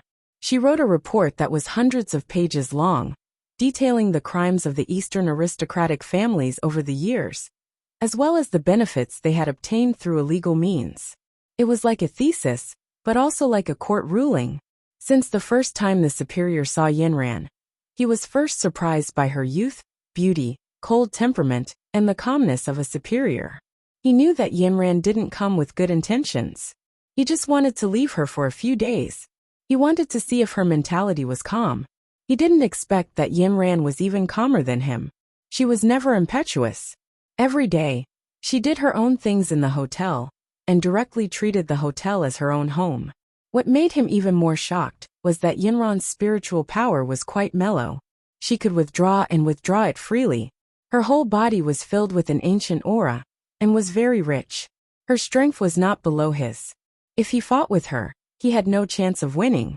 When she walked past him in disguise, the superior had to restrain his breath to avoid being discovered by Yinran. This was a treasure girl. After a few days of observation, the superior sent another email to Yinran and asked her to meet in a private room of a secret tea house. Yinran prepared all the materials and came to the private room on time. "Hello, my surname is Zhou. You can call me Minister Zhou." A mature and handsome man's face appeared in front of Yinran's face. His smile was gentle and handsome.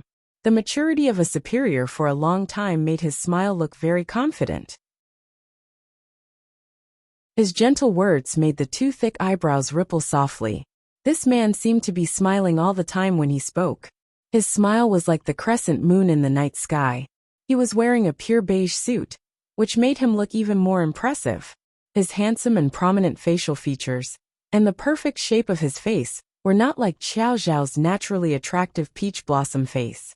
Instead, he had the foundation of a mature man. Yinran was stunned for a moment.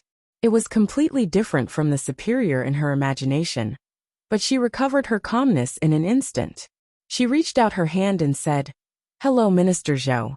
I'm Yinran." The superior smiled slightly and said, "That's a good name. You have a beautiful face and a coquettish smile. You got it from a lecture, right?" Yinran did not expect her name to be suddenly explained like this. She was a little embarrassed and said, "My family gave it to me casually. Please excuse me. It suits you very well. I like it very much. Yinran, although I didn't know you before, I have heard of you. You are a practitioner of the Southern aristocratic family, right?" Yinran was very surprised that the superior actually knew her before. "You wrote to me before. You are an excellent student in our cultivation world. Am I right?" "Yes, that was before." Yinran did not expect the superior to remember so clearly. The superior changed the topic and said, "But later, something happened to your Southern aristocratic family. You made a big mistake. Later, the Southern aristocratic family and the Eastern aristocratic family merged. In my opinion, it is a big event that happened in the past 2 years." Yinran was stunned and asked, "Minister Zhou, what happened to our Southern aristocratic family? What big mistake did we make?" "Your Southern aristocratic family caused a huge loss to the country during a mission. Dozens of tons of gold from the underground vault were transported out of the country. Later, your Southern aristocratic family was directly taken over by the Eastern aristocratic family." Minister Zhou explained to Yinran seriously in a magnetic tone. "Minister Zhou, it's not like that. I was the one who took the lead in that mission. Originally, we had tracked them to the place where they met outside the country. All the gold was in a warehouse. But at that critical moment, the Eastern aristocratic family colluded with the criminals and became their accomplices. In the end, our mission failed." The superior glanced at Yinran. Yinran actually saw a trace of ridicule in his eyes. "Yinran, it's not that I don't believe you. The Eastern aristocratic family is also a member of the cultivation world. How could they collude with the criminals? What about their beliefs? What about their mission and responsibility?" Yinran finally became a little emotional at this time. "Minister Zhou, this is what I want to report to you. After so many years of collecting evidence, I found that the Eastern aristocratic family has long become a cancer in the cultivation world. I have collected a lot of evidence about them. I just want to invite you to take a look and return a clear sky to the cultivation world."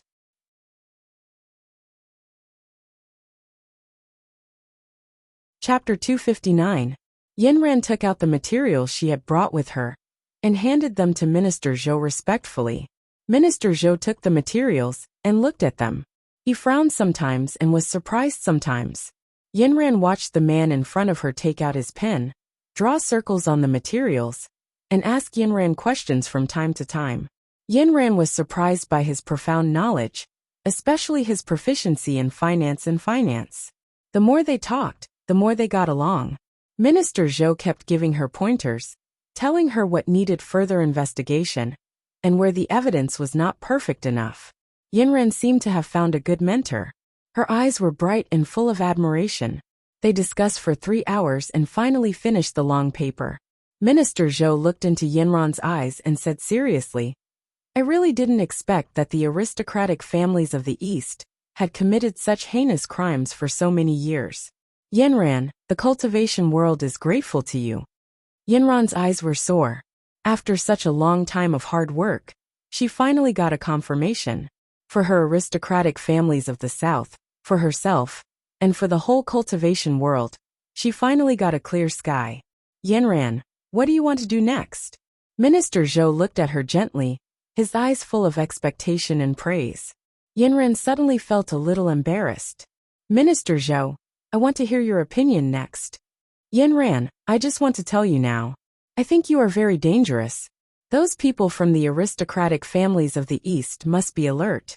Minister Zhou's eyes were so gentle that it seemed that a slow spring was about to flow out. "I suggest you stay with me during this time, and let me protect you. Is that okay?" Yinran was a little surprised. She thought that Minister Zhou was right. If something happened to Yi Xuanfei, the aristocratic families of the East would definitely come out in full force to kill her. "Don't contact anyone for the time being, and don't tell anyone where you are. I have a very safe place. Stay there for now. I will submit the evidence you submitted. Wait for my news there." Yinran was a little hesitant. She didn't want to hide somewhere and not know what was going on outside. "Minister Zhou, don't worry. I'm very capable. The aristocratic families of the East can't do anything to me." At this time, Minister Zhou suddenly held Yinran's hand and wrapped Yinran's small hand in his 2 palms. Yinran immediately wanted to withdraw her hand, but Minister Zhou held her firmly. Minister Zhou looked into Yinran's eyes and said tenderly, "Yinran, you're the best girl I've ever seen. I am the leader of the cultivators. Give me a chance when you are in trouble. I can protect you, okay?" Minister Zhou's hands were warm and strong, while Yinran's hands were soft. After a while, Minister Zhou saw that Yinran didn't refuse again, so he let go of her hands. The sofa in the room was very soft, but Yinran felt that it couldn't be compared with Minister Zhou's tenderness at all. "Yinran, you must be hungry. Let's order something to eat. We can talk while eating." Minister Zhou ordered a lot of exquisite snacks and took care of Yinran very considerately. When he was peeling prawns, Yinran looked at him and suddenly had a headache. The scene seemed familiar. Someone had peeled prawns for her like this before, but it wasn't so quiet. It was very lively. "Yinran, what's wrong? Why are you suddenly stunned? Is this prawn not delicious?" Minister Zhou looked at the cold girl opposite him and suddenly frowned and asked with concern, "Oh no, I'm allergic to prawns." Yinran lied. "Then I'm sorry, Yinran. It seems that I still don't know you well enough. Let me tell you about me first. I guess I'm almost 10 years older than you. I was married, but I got divorced soon because my work was too busy. You know the nature of our work, we can't accompany our families. And it's very dangerous, so I'm still alone." Minister Zhou's words resonated with Yinran. There was a person who talked to him every day, saying that she didn't have time to accompany him. "Later, I simply stopped looking for a partner. I think my other half must be a girl who has the same nature as me, who has the same ideals as me, and who believes in my beliefs. And I hope that she is very outstanding, so that I can admire her from the bottom of my heart." Minister Zhou's gentle words flowed slowly in the private room like a cello. "But I'm old. How can there be such a girl? I haven't met one so far." A trace of bitterness flashed across Minister Zhou's mouth. Yinran lowered her head, not knowing what to say. Minister Zhou raised the red wine in his hand and proposed a toast to Yinran. "Tell me about you. How did you grow up?" Minister Zhou was like a big brother, kind and casual, which made Yinran gradually relax. "I was trained as the successor of my family since I was a child, and I've been living a hard life. Later, I went to school while carrying out tasks. That's it. It's very simple. Until the last task failed, I began to collect evidence. Yinran briefly talked about her own situation. As if a chatterbox had been opened, the minister began to chat with Yinran about everything. Yinran felt that he was going a little too far several times, but she didn't want to interrupt. Minister Zhou was very talkative, and in the end, he was a little drunk. Yinran, do you know? The first time I saw you, I knew that you were a rare girl in the world. You can endure and do great things. As long as you are a man, you will make him fall in love with you. Yinran found that the more Minister Zhou talked, the more strange he was. And she didn't come here today to talk about anything. Yinran kept talking about the crimes of the aristocratic families in the East, but the minister always played it down. Finally, the meal was finished, and the minister was drunk. He stood up, but staggered and was about to fall under the table. Yinran hurried forward to support him. Unexpectedly, Minister Zhou took the opportunity to put his arms around her shoulders and whispered in her ear, "Yinran, I like you." Then he immediately stood up and said to Yinran, "Ah, I drank too much. Let's go. I'll take you to the manor." Yinran was a little embarrassed and didn't know what to do, but Minister Zhou called a car as if nothing had happened and took her directly to the gate of a manor. He told her, "Stay here these days. Don't go out. Pay attention to your own safety, and don't contact the outside world. If the aristocratic families in the East find this place, call me immediately." Then, Minister Zhou left in a cloud of dust. After leaving the manor, Minister Zhou immediately woke up in the car. He went through the materials in his hand from beginning to end, and his eyes were filled with shock. This Yinran was really a talent. If these materials hadn't been delivered to him, he wouldn't even have had the chance to save himself. When he got home, he called Mr. Yi. "Yinran is with me. You can take action now." Yinran looked at the dust raised by the car as it drove away. She turned and walked into the manor. She used her soul sense to explore. There was no one in the manor, nor was there a camera. She had a good impression of Minister Zhou, but there were some things that were unreasonable. She had thought that Minister Zhou would hate the crimes of the aristocratic families in the East, and would be extremely angry. But he just accepted the serious criticism calmly. Could it be that people in high positions had seen too many things like this? And his attitude towards her was a little strange and ambiguous. Was the sentence, "I like you after I get drunk," true or false? It was undeniable that he was a very charming middle-aged man, who could easily make young women feel at ease.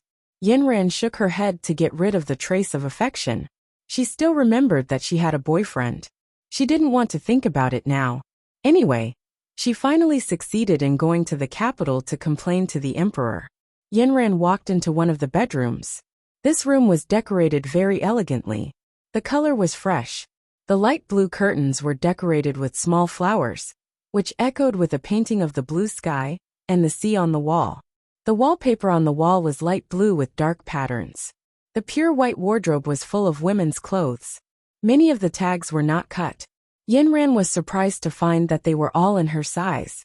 After a while, Yinran's phone rang. It was Minister Zhou. "Yinran, do you like the room? One of the master bedrooms was personally decorated by me. I think it suits your temperament very well. I suggest you stay in that room tonight." His tone was neither fast nor slow, neither fast nor slow. It was as if he was chatting with Yinran about her daily life. Yinran chatted with him for a while, and then hung up.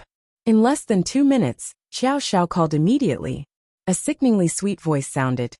"Yinran, where are you? I haven't seen you for more than a month. I want to come back." Yinran smiled from the bottom of her heart. "Are you done with your business?" "I've done everything you asked me to do. I've completed the task more than expected. Your Zhao's work ability is super strong." The coquettish voice sounded sweet to Yinran's heart. "I'm in North City now. I'm doing something very important. Is it dangerous?" "Yinran, you must be careful." Xiao Xiao immediately became nervous. "It's okay.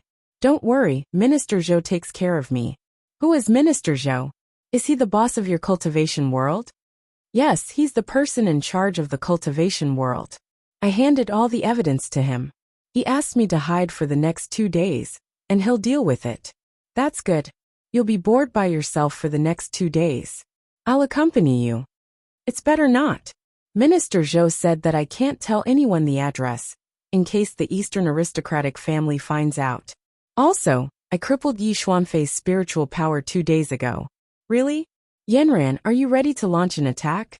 That's great. I finally don't have to deal with her anymore. Xiao Xiao immediately thought. The Eastern aristocratic family will definitely not let this matter rest. You really have to be careful. I know. You have to be careful too. The Eastern aristocratic family is crazy. I'm afraid Yi Xuanfei will find trouble with you. Yanran thought of the vicious words Yi Xuanfei said after she lost her spiritual power. She couldn't help but worry for Xiao Xiao. The two chatted for a while more, and Yanran hung up the phone. But the more Xiao Xiao thought about it, the more he felt that something was wrong. Yanran's current situation was too dangerous.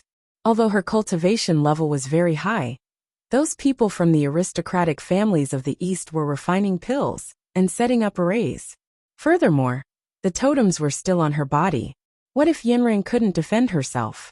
He rolled his eyes and took out his computer. Hee. If Yanran didn't tell him where she was, did he have no other way? 2 days ago, when he helped her to hack into the networks of those companies, he studied hard on hacking skills, and now he had achieved great success. And previously, when Yanran wasn't paying attention, he had already added a location in her phone. Now was the critical moment. Xiao Xiao tapped on the keyboard proudly. He wanted to give Yanran a surprise. Yanran couldn't remember their past. If the two of them didn't meet often, what if she forgot about him? Yanran had asked him before what reward he would give if he had a good performance. His answer was Yanran.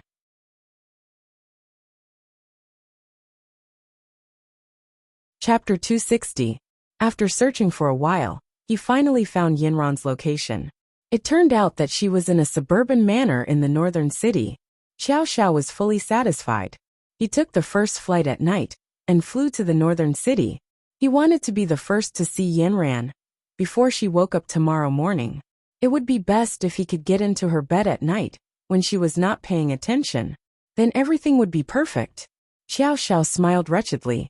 After Yanran hung up the phone, she prepared to take a shower to wash away the tension and fatigue of the past few days and have a good sleep. She found a nightgown in the closet and prepared to change into it later. The room was emitting a faint fragrance. It was fresh and not pungent. Yanran took off her coat and casually put it on the sofa next to her. But she did not expect that this action, because of the change in the weight of the sofa, actually triggered a hidden camera under the sofa. At this time, she did not notice that in the corner under the sofa, a camera was faintly emitting a red light. And on the other side of the camera, Shangfeng had already turned on his phone and was appreciating Yanran's every move.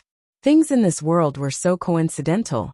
If he had turned on the camera earlier, then the conversation between Yanran and Xiao Xiao would have been heard by Shangfeng. But it was because he missed that phone call that his plan went in the opposite direction. Yanran picked up her nightgown and went to the bathroom. Shangfeng felt a burst of pity. He originally wanted to appreciate Yanran's wonderful figure, but it was a pity. He had to say that this Yanran was really attractive to him. Just in terms of ability, she was 100 times stronger than those idiots like old Yi. If she was not against him, then she was really a rare leader in the cultivation world. And that beautiful face, perfect figure, cold temperament, all of them were like poppies that hooked his heart. What he said to Yanran was indeed the truth. He was alone and had money and power, but he couldn't get someone he liked. If this girl could be of the same mind as him, he would have no regrets in this life. He had forgotten to ask her if she had a boyfriend, but he guessed that a cold girl like Yanran, who was focused on her career, would not have the chance to fall in love. Moreover, she was so strong, which man would not feel ashamed of himself.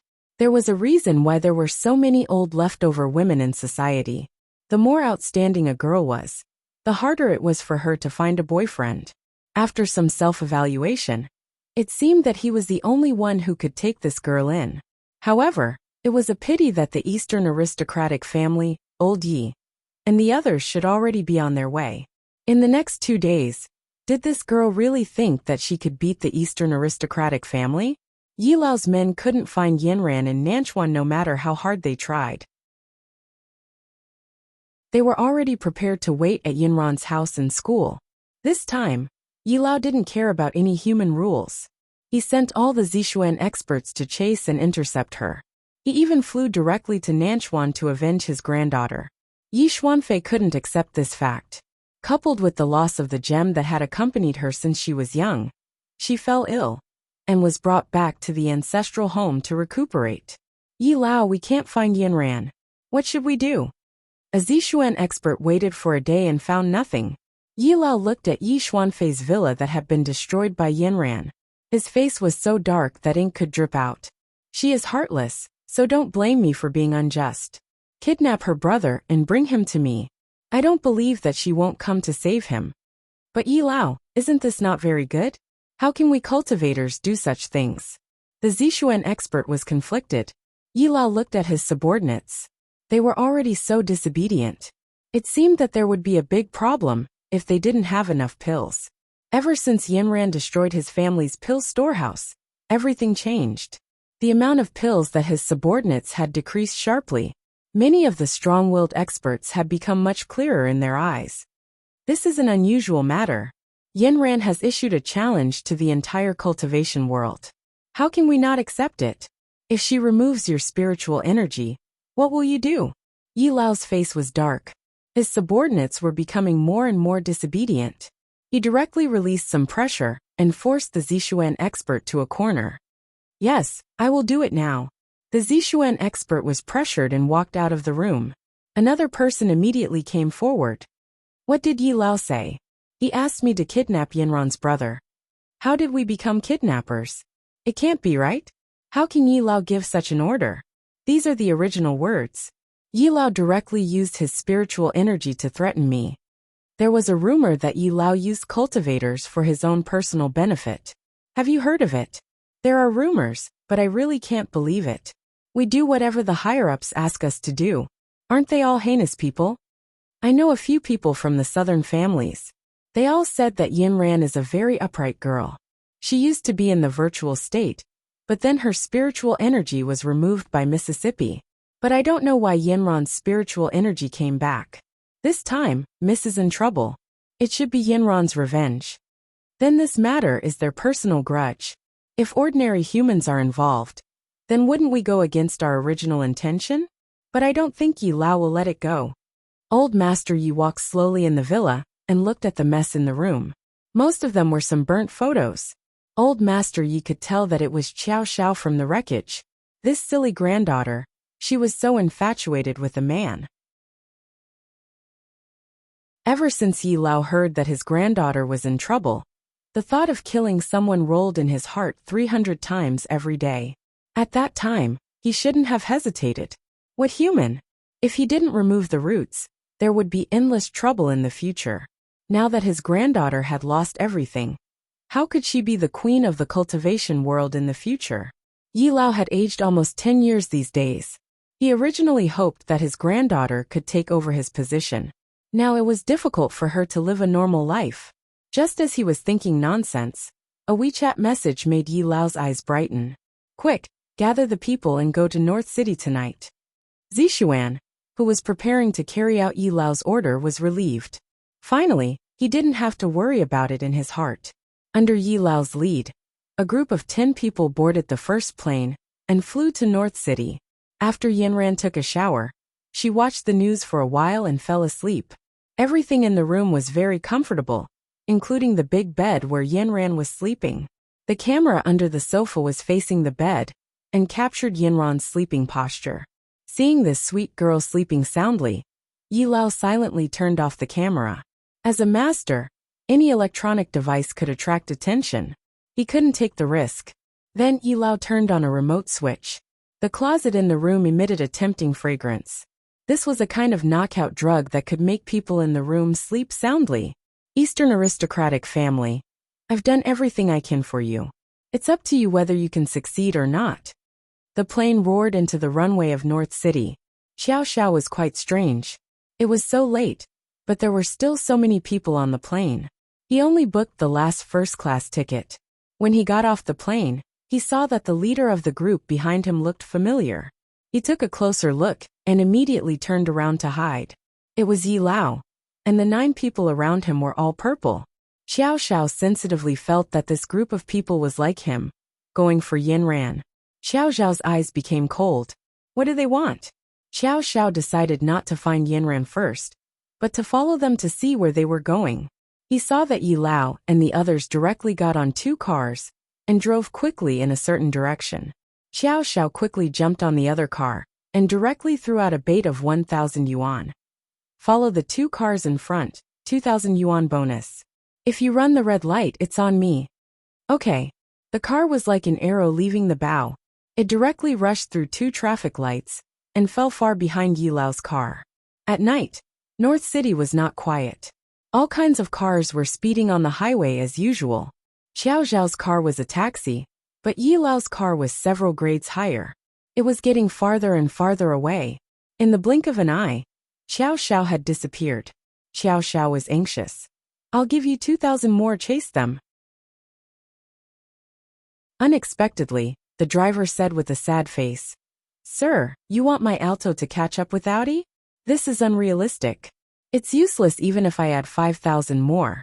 I've tried my best, and I can only earn 2,000 from you. Xiao Xiao was anxious in the car. He really wanted to directly lift the car and fly. Forget it, you don't need to follow them. Just drive to this address first. At the fastest speed, I can still earn you 5,000. The taxi driver was very happy. Sit tight, I'll drive you as fast as Audi.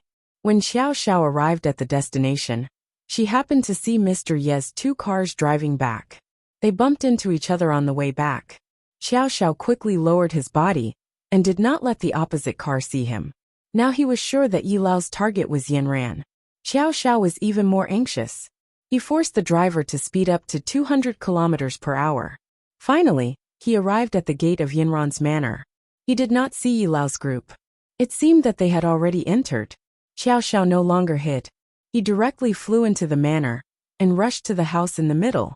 When he got closer, he saw that there were 2 purple Xian experts standing at the entrance of the house, while the rest of the people were nowhere to be seen.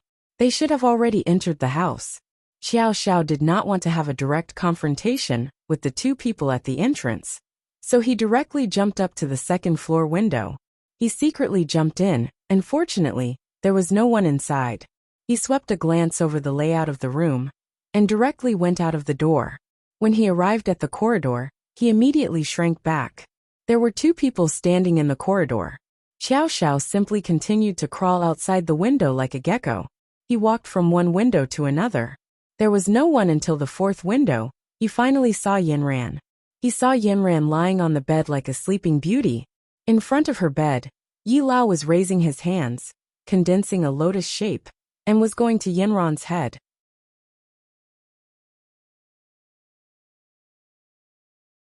Chapter 261. F***CK. Mr. Yi actually dared to touch my Yin Ran. Xiao Xiao was suddenly furious. He directly used his mana to attack, went through the window, and smashed towards Mr. Ye's eyes. Suddenly, there was a loud sound of glass shattering, and Mr. Yi couldn't help but look towards the source of the sound. A huge fist suddenly appeared in front of his face, faintly blocking the arm behind the fist and the face behind the fist.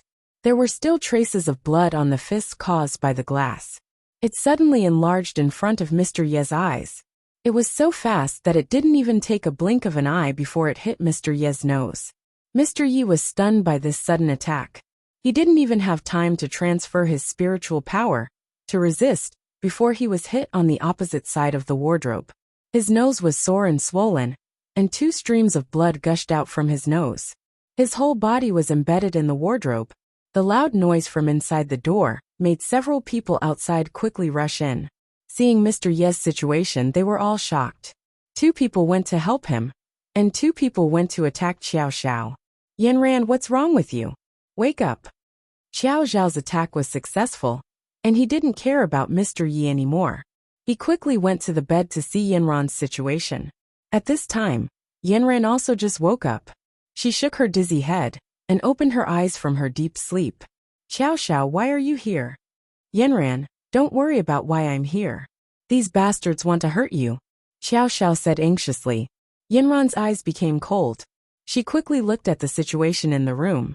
While holding her breath, a pressure directly filled the entire room. The 4 Zixuan masters who came in later were suddenly pressed to the ground. Their knees were trembling, as if 4 mountains were on their shoulders. They desperately wanted to raise their necks, but they found that it was a very difficult thing. Every muscle on his neck was pulled downwards, and even his face and hair were pressed into the floor by the enhanced gravity. Yi Lao reacted quickly. His holy illusionary realm aura exploded and collided with Yanran's aura. The walls of the room shook, and the wardrobe and sofa were instantly shifted. The wardrobe began to break from the middle to the 2 sides. The splashing sawdust and glass cruelly hit the 4 Zixuan experts. The sofa was also hit and spun on the spot, flying towards the only weak window in the room. Along with the sound of glass breaking, the single sofa fell from the 2nd floor directly to the 1st floor. At this time, as if they had found an exit, the 4 Zixuan experts were almost embedded in the floor. They struggled to turn their necks and looked at the sofa with envy. They also wanted to become a sofa and leave this place where even breathing was difficult. Xiao Xiao quickly activated his guard seal, protecting himself within it, and then rushed towards Elder Yi. However, a holy illusionary realm expert was not so easy to deal with. Elder Yi was hit by Xiao Xiao when he was unprepared, but this time it was different. Xiao Xiao's fist seemed to have sunk into a sticky swamp in front of Elder Yi. His fist was soft and couldn't exert any strength. At this time, Yanran finally recovered. Her eyes were cold. Elder Yi, are you hurrying to kill all of us? Yanran, you crippled Yi Xuanfei's spiritual power. Do you still want to live in the human world? In your dreams? Elder Yi's eyes were cracked, and his face was covered in blood. He looked very terrifying. You crippled the spiritual power of so many people from the southern aristocratic family. How can you still live until now? The weak are prey to the strong in this world. Yanran, your southern aristocratic family is no longer suitable for the cultivation world. Don't talk nonsense. I spared your lives back then. But not only were you not grateful, you even dared to cripple Xuanfei's spiritual power. I didn't expect that I would give you a chance to take revenge. Today is the day you die. After saying that, he released all of his strength. Yanran instantly felt the pressure increase, and the whole room shook more and more violently. The walls and the ceiling began to rustle, and cement debris began to fall down. At this time, Xiao Xiao shouted, Yanran, hurry up and leave. This house is probably going to collapse. Elder Yi and Yanran were still fighting. Neither of them could move. The power between the 2 of them was constantly colliding with each other.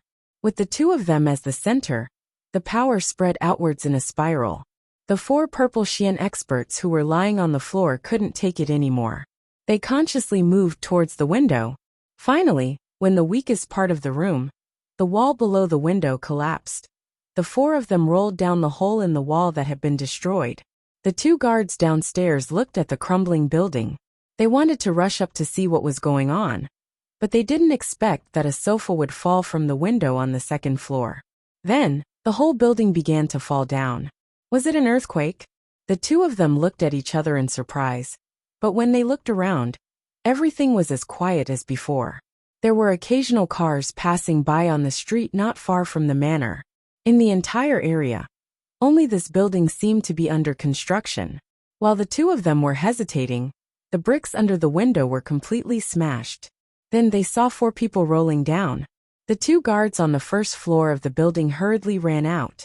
Seeing the 4 people rolling down from the 2nd floor, they couldn't help but be shocked. They held up the bodies of the 4 people. They felt that their bodies were soft, as if there were no bones. They were so scared that their hands trembled. What was going on? One of them opened his eyes weakly and said, Elder Yi and Yanran are fighting. The power is too strong. The house is going to collapse. Our bones are all crushed. Then he fainted from the pain. The 4 people who were awake looked at each other. What should they do now? Should they go up to help or send the 4 people to the hospital? In the end, they looked at the building that was about to collapse and unanimously decided to save people first. Elder Yi and Yinran's problem should be solved by themselves. Elder Yi and Yinran were still fighting with all their strength in the room. Elder Yi hadn't fought with anyone for many years. Usually, he only needed to release a little bit of pressure. But today, he had to use all his strength. Soon, he felt that his strength was not as good as before. After all, he was old. He had been greedy for pleasure and neglected cultivation. His realm was not as good as before. On the opposite side, Yinran seemed to be fighting more and more bravely. The spiritual power of the hibiscus chart pushed her spiritual power to the extreme. It was continuously sucked in from the inside and outside of her body. After a big cycle in Yinran's body, it was released by her. Elder Yi was shocked. Originally, Yinran was only in the virtual realm. But now, she was strong enough to compete with him. And the most terrible thing was that the spiritual power he released was gone. And Yinran was like a living fountain, constantly producing new spiritual power. Yinran also noticed this. She had never released her spiritual power with all her strength. She originally thought that when fighting with the holy virtual realm, there would be a moment when her spiritual power would be used up. But she didn't expect that when Elder Yi released his spiritual power, it would be absorbed by her. Yinran's heart was overjoyed. So the mystery of the hibiscus chart was here. She finally had an epiphany. She began to mobilize the hibiscus chart circulation method in her meridians. A steady stream of external spiritual power was absorbed into her body, and then she used all her strength to release it. But just as she thought about it, the whole room could no longer bear the pressure of the two people. The ceiling directly fell. Xiao Xiao looked on anxiously from the side. He rushed to Yinran and covered her with the guard seal. He carried her and directly jumped out of the big hole formed by the window. Just as the two of them flew out, the building collapsed. Elder Yi was directly pressed under the ceiling. At the last moment, Elder Yi also wanted to use his spiritual power to break through the restraint of the entire ceiling. But after breaking through several cement walls, he was still pressed in by a big pillar. Xiao Xiao, save him. Yinran looked at the ruins in front of her and calmly ordered. Yinran, he just wanted to kill you. You still want to save him? Xiao Xiao somewhat disagreed. I can cripple his spiritual power, but I can't just watch him die. Okay, Xiao Xiao said with gritted teeth. When Xiao Xiao pulled Elder Yi out of the ruins, Elder Yi was already knocked unconscious. Yinran looked at the unconscious Elder Yi for a long time. Finally, she sat down cross-legged. Her palms flew over and formed a lotus seal. Then, she moved towards Elder Yi's head. Elder Yi's body jumped and slowly woke up. But at this time he couldn't move his body. The lotus seal was wreaking havoc in his body. His eyes were wide open. He angrily stared at Yinran. Yinran, you dare? Then he was in so much pain that he couldn't speak. Yinran closed her eyes and didn't look at him anymore. No matter how Elder Yi screamed, she hardened her heart and directly removed his spiritual power. Gradually, Elder Yi's body was covered with countless red blood vessels. Yinran gently touched Elder Yi's chin. Elder Yi's chin fell off by itself. A vigorous spiritual power came out of his mouth and dissipated into the vast night sky. Seeing all of this, Xiao Zhao's heart became more and more sad. Yinran, when they removed your spiritual power, was it also painful? It was the same. At that time, I was forced to drink the spiritual pill and was seriously injured. I lay in the intensive care unit for many days. In the end, I survived. At that time, my spiritual power didn't have an outlet at all, so it was blocked in the meridians all over my body. Later, I couldn't cultivate at all. At first, I was naive. I thought that after 10 years of cultivation, I could reach the higher void stage again. But later, I found that all the meridians in my body were blocked. I was simply a waste. Xiao Xiao was extremely distressed. He wanted to go forward and hug Yinran, but Yinran directly avoided him. Take Elder Yi to the hospital first. At this time, Elder Yi said weakly and viciously, Yinran, even if you remove my spiritual power, you still can't beat the Eastern aristocratic family. Do you think that all our hard work over the years will be in vain? You're dreaming. There will always be someone who can cure you. Xiao Xiao went forward and kicked him directly. Yinran won't kill you, but I may not. If you say one more word, I'll make sure that you won't see the sun tomorrow. Xiao Xiao, you ungrateful thing. Xuanfei was so good to you, but you actually helped Yanran to deal with me. Elder Yi shouted angrily. Yi Xuanfei is nothing. She's the same as you. She has done all kinds of bad things. Without spiritual power, she should be a good person.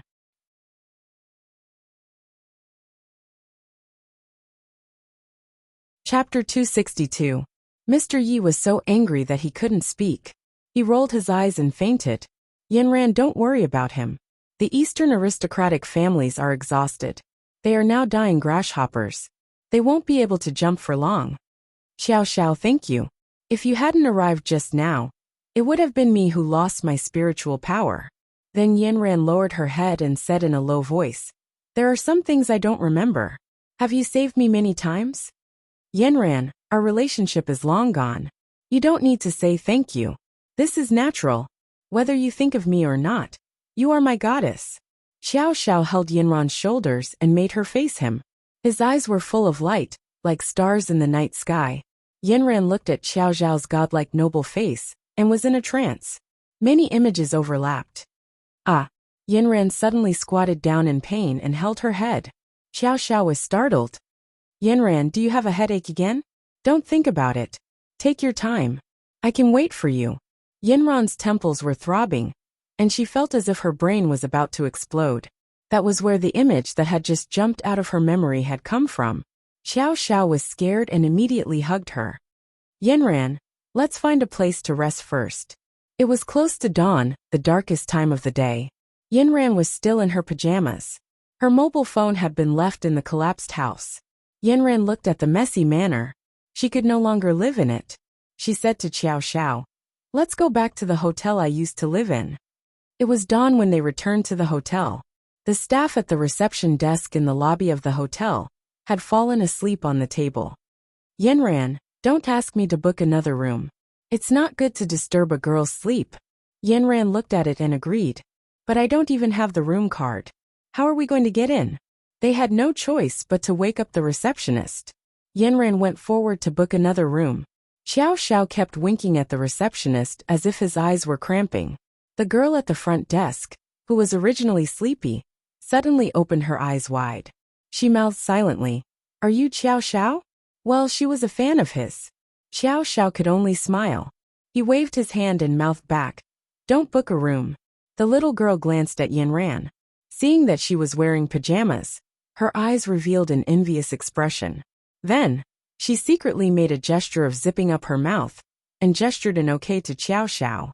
Then she said to Yanran, sorry, there are no vacant rooms. I can give you another room card. Yanran had no choice. Then, she took the room card and went back to the room with Xiao Xiao. As soon as they entered the room, Xiao Xiao immediately raised his hands and said, I'll sleep on the sofa. Don't be nervous, or you'll have a headache later. Yanran's face turned red involuntarily. At the moment when she closed the door, the picture of Xiao Xiao pressing her against the wall and kissing her flashed through her mind. She looked at Xiao Xiao suspiciously, and then looked at his sexy thin lips. It was really strange. It turned out that she had been so intimate with him. The collapse of the house made the two of them dusty. After they finished washing up, it was already dawn. Xiao Xiao directly closed the curtains tightly. The room was dark. Yanran, let's sleep for a while. You haven't slept all night. I guess you're very tired. Yanran's phone was missing. She sent an email to her superiors and told them about last night's situation. Then, she turned off the lights and went to sleep with Xiao Xiao. Xiao Xiao looked at Yanran, who fell asleep quickly on the big bed. He felt melancholy in his heart. Her warm and fragrant body was next to him, but he could only see and not touch it. Xiao Xiao gradually fell asleep on the sofa, as she let her imagination run wild. The two of them slept until the sky was dark. But after a few hours, Yanran, who was on the big bed, couldn't fall asleep because of the fluctuation of spiritual power in her body. She felt waves of spiritual power rampaging in her body. It wasn't as obedient as usual. Yanran lay on the bed and tried to use the cultivation method of the hibiscus chart to calm the spiritual power. But it didn't work at all. Yinran felt that this was Elder Ye's spiritual power that she absorbed today. It wasn't her original spiritual power. The external spiritual power and her own spiritual power were repelling each other. She directly sat up and ran the big circulation in her body. From her dantian, she directly guided the spiritual power to all the major meridians. But Elder Ye's spiritual power was too overbearing. Not only did it want to fill the original meridians, but it also wanted to drive out Yinran's original spiritual power. The two spiritual powers fought in the body just like that. And as soon as Yinran moved, she immediately woke up Xiao Xiao. He saw Yinran sitting on the bed in pain, desperately trying to resist something, suppressing something. He thought Yinran's head hurt again. He quickly climbed onto the bed and helped her massage her temples. But Yinran directly shook her head and refused. Xiao Xiao, not here, but the whole body. Xiao Xiao saw that Yinran was sweating all over, and her brows were wrinkled. She seemed to be in great pain. He anxiously wanted to help her, but he didn't know where to start. He remembered that Yinran, who had taken the antidote of the panacea before, was also in great pain. At that time, he used magical power to instill some into her dantian. It seemed to have some effect. This time, he put his palm on Yinran's back. A trace of magical power slowly entered Yinran's body. After entering, Xiao Xiao was shocked. The spiritual power in Yinran's body was like two dragons running around, not listening to the command at all. Yinran's meridians became their battlefield. Yinran's original spiritual power was very rich. She was like an obedient guardian, holding a shield and guarding her position. And the external spiritual power was attacking the shield with a spear. Sure enough, Elder Yi was not a good person. He didn't know how much of the spiritual power in his body was formed by eating elixirs. It was not his own cultivation. It seemed to have countless impurities.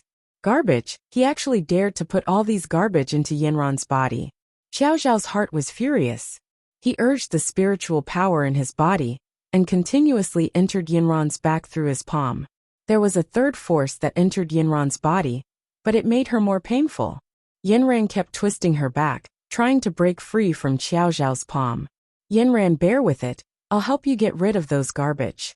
Yinran clenched her teeth and endured the discomfort in her body. She let Xiao Xiao's magical power enter her body. Xiao Xiao's magical power went straight down to Yinran's dantian. His magical power was pure and rich. It was all cultivated by him since he was a child. It was the same as Yinran's original spiritual power. After the two met, it was completely different from Elder Ye's spiritual power. Instead, it was like a good friend who hadn't seen each other for many years. Xiao Xiao was overjoyed. It seemed that Yinran's spiritual power did not reject his magical power. Yinran, let's work together and get rid of Elder Ye's garbage. Yinran nodded obediently. She also returned her spiritual power to her dantian. It entangled with Xiao Xiao's magical power in her dantian, twisting and gradually mixing into one. While Elder Ye's spiritual power was originally in his dantian, part of it was still bumping around. At this time, when Xiao Xiao's magical power entered, he became an isolated third party and began to hit walls everywhere. In his dantian, he had already lost the high ground that he originally occupied. Elder Ye's spiritual power quickly transferred to other meridians, and Xiao Xiao and Elder Yi had already twisted into a rope, waving flags and shouting behind. They chased after Elder Ye's spiritual power in a panic, and went straight up the run and due meridians. Yinran's body was a lot smoother. She was finally no longer disturbed by the garbage spiritual power. Elder Ye's spiritual power had been forced above his neck, but this was the blockage that Yinran had not yet connected. When Elder Ye's spiritual power reached here, he found that there was no place in front of him, and there were tigers and beasts crazily chasing behind him. He did not care anymore and crazily hit the blockage. Yinran was in unbearable pain from this hit. Her sitting body could no longer support, and suddenly fell into Xiao Xiao's arms. Xiao Xiao's palm was dislocated, and the spiritual power in Yinran's body began to move crazily again. Yinran, hold on, the method just now worked. He's bumping around in my head, it hurts. Yinran shook her head desperately, trying to shake this deceptive spiritual power away. Yanran, don't move. Let me use my magical power to help you. Xiao Xiao wanted to hold Yanran in place, but Yanran was tortured by the pain and could not control herself at all. Xiao Xiao held Yanran's head in his arms and wanted to use his palms to press on both sides of her temples. But Yanran did not listen to his command at all. Her head was crazily twisting around in his chest, and her hair was all scattered. Her 2 legs were constantly kicking. Xiao Xiao was so anxious that his whole body was sweating. He looked at Yanran in his arms and painfully opened her mouth, gasping for breath. Suddenly he had an idea. He bent down and kissed Yanran's red lips, as if he was doing artificial respiration, and breathed in his magical power. Yanran felt the strangeness in her mouth and stopped struggling. She opened her eyes wide and found that Xiao Xiao was kissing her. She was about to break away, but suddenly found that the magical power had reached her brain through her mouth. The pain in her brain suddenly decreased, and Xiao Xiao's magical power and her own spiritual power automatically merged into one, launching a total attack on the garbage spiritual power. The garbage spiritual power, which was originally singing and dancing, was suddenly slapped to the ground by another strong person and could not get up for a long time. Then Xiao Xiao's magical power and Yanran's spiritual power directly swept the garbage out of the door and madly chased after it until it was directly chased to her navel. Yanran's abdomen was constantly contracting and releasing, and waves of spiritual power poured out of her small navel and dissipated in the air little by little. Yanran finally felt much better. The spiritual power in her body, under the guidance of Xiao Xiao's magical power, ran a few circulations and drove out the garbage spiritual power little by little. Xiao Xiao continued to inject magical power into Yanran's mouth, making Yanran's head more and more dizzy. Some memories from the depths of her body came back, and Yanran could not help but take the initiative to respond. Originally, Xiao Xiao was wholeheartedly doing artificial respiration, but suddenly he felt Yanran's lips and tongue move, and his heart began to beat wildly. The feeling of being intimate for a long time had already made him very thirsty. He made a sound from his throat, and it was really hard to refuse Yanran's invitation. He suddenly hugged Yanran tightly, wanting to embed her into his flesh and blood, and then take over the city, charge and break through the enemy, showing the true colors of a man.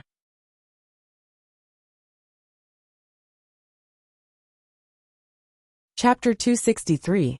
The two kissed on the big bed for who knows how long. Yanran's 2 hands were fixed by Xiao Xiao at 90 degrees on both sides of her head, while Xiao Xiao's hairy head was above her neck. Yanran's head was dizzy until all the garbage spiritual power in her body was released. She couldn't help but raise her head, bringing her neck closer to Xiao Xiao's lips and tongue. She had no idea how tempting her white and slender strawberry-covered neck was in Xiao Xiao's eyes. Xiao Xiao released the 2 hands that were fixed on Yanran's head. One hand reached behind her neck and hugged her soft jade shoulder. The other hand gently pulled open the neckline of her pajamas. Looking at the straight and sexy collarbone, Xiao Xiao's Adam's apple moved up and down fiercely. Then, he carefully covered the neckline like a treasure. Yanran slightly opened her misty eyes and took the initiative to hug Xiao Xiao's slender waist. As if she had done it 1,000 times, she directly reached her hand into the hem of Xiao Xiao's clothes and could not help but touch the smooth and textured chest muscles that she could not help but touch. Xiao Xiao was stimulated and took a deep breath. He held down Yanran's small hands and took her out of his body. He put Yanran's small hands to his mouth and kissed them. At the same time he asked in a hoarse voice, "Aran, do you remember me?" At this time, Yanran's dreamy eyes finally had a trace of clarity. She looked at Xiao Xiao in confusion. "Remember what?" Xiao Xiao laughed softly and put one of Yanran's fingers to his lips. "What, are you silly again?" Yanran finally realized that she was really awake. Looking at her in Xiao Xiao's posture, she suddenly blushed and pulled her hand back. She pushed Xiao Xiao to the side and sat up straight on the bed, putting her hands behind her back. I still can't remember," Yanran murmured. Xiao Xiao did not get up. He directly turned over on the bed, supported his chin with his hand, and looked at Yanran with a smile. Yanran, Although your mind can't remember, your body is very honest. After saying that, he licked his lips with satisfaction, like a cat that had eaten its fill. Yinran really wanted to find a hole and stuff herself in after hearing Xiao Zhao's words.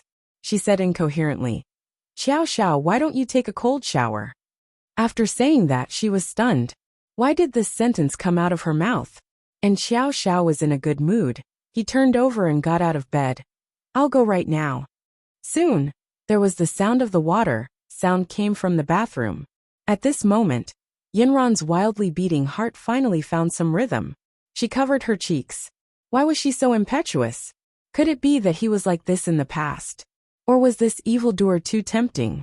It was an hour later when they sat in the dining room to eat. Everything seemed to be a little different. Although Yinran still kept a distance from Xiao Xiao, the coldness in her eyes was gone. They seemed to have returned to the time when they first fell in love. A look, a slight touch of body.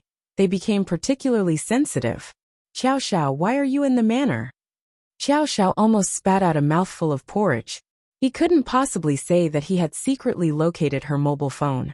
Xiao Xiao rolled his eyes and said, "At that time, I was tracking the Eastern aristocratic family and happened to see them appear at the airport in Nanchuan. A group of people was very conspicuous.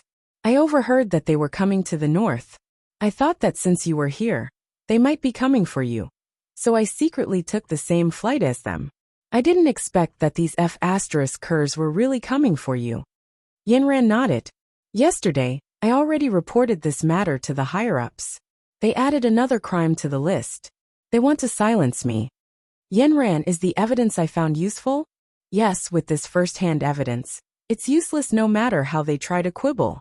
"That's good. I didn't work so hard for so many days in vain." Xiao Xiao said wittily. "What are you going to do next?" "It depends on my superiors. They left a good impression on me." When he saw the evidence, he was filled with righteous indignation. He was also very concerned about my safety, so he deliberately left me in his manor. He said that he would think of a way to deal with the rest.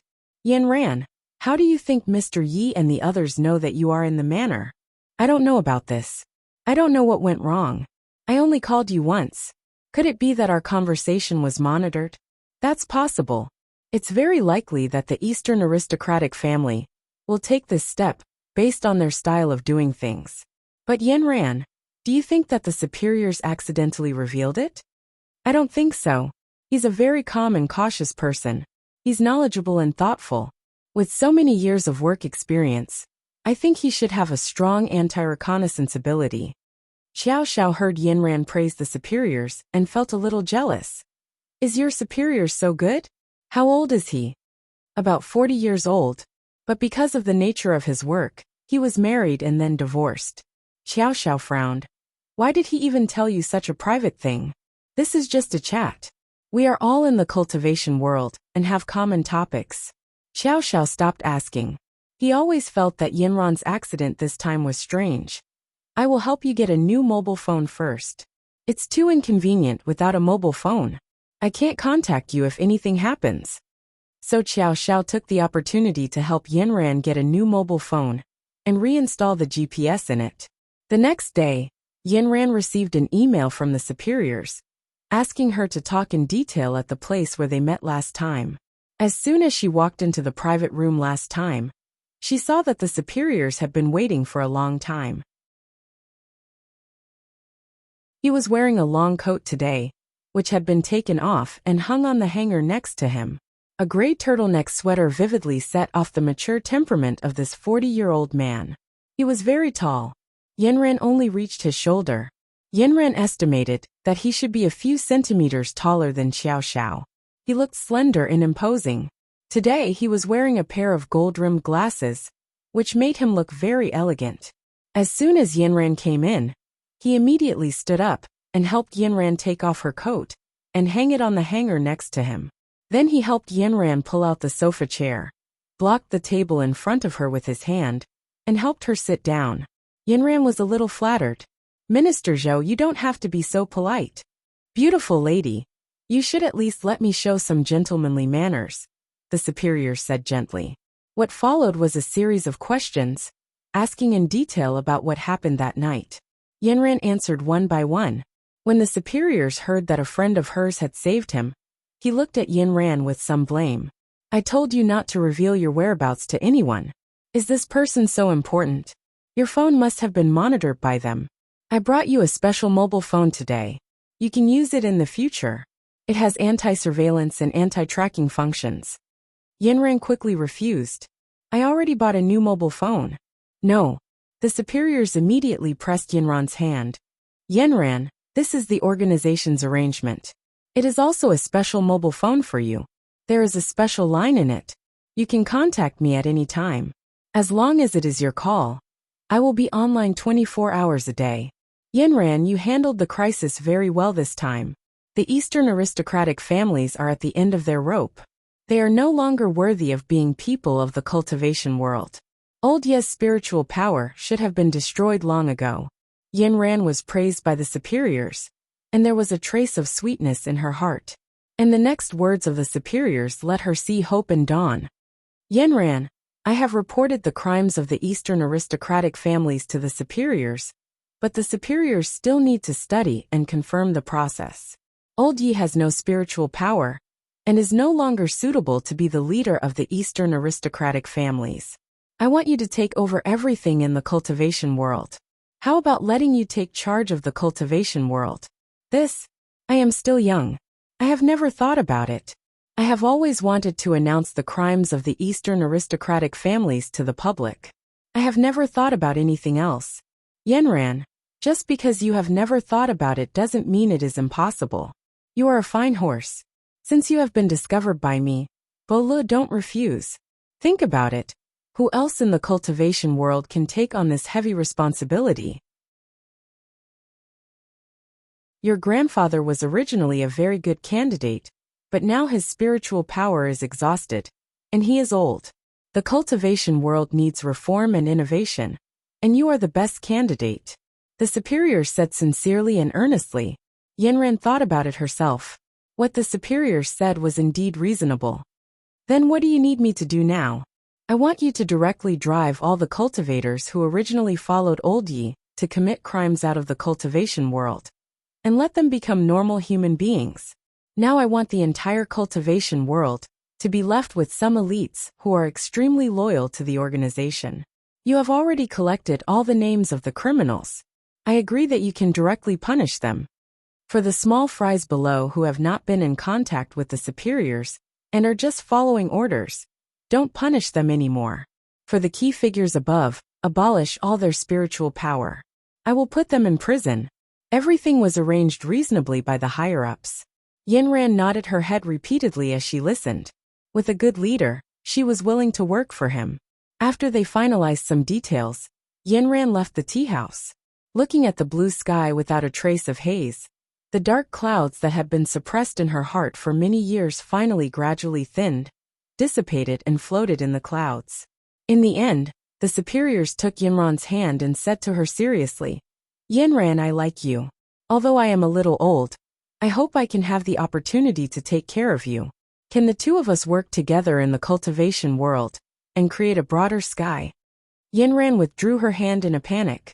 She did not expect the superiors to say such words.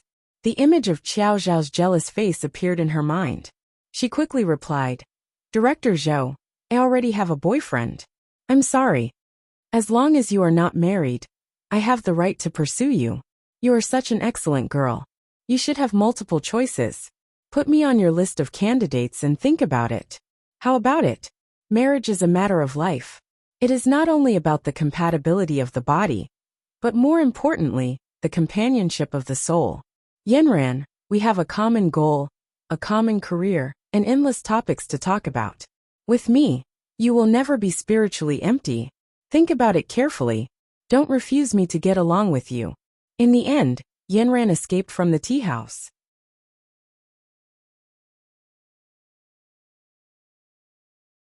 Chapter 264. It had to be said that Shangfeng was a very charming person. He was mature and decisive. After seeing that Mr. Ye's sneak attack failed, he knew that he had to change his strategy. Yinran was a powerful existence.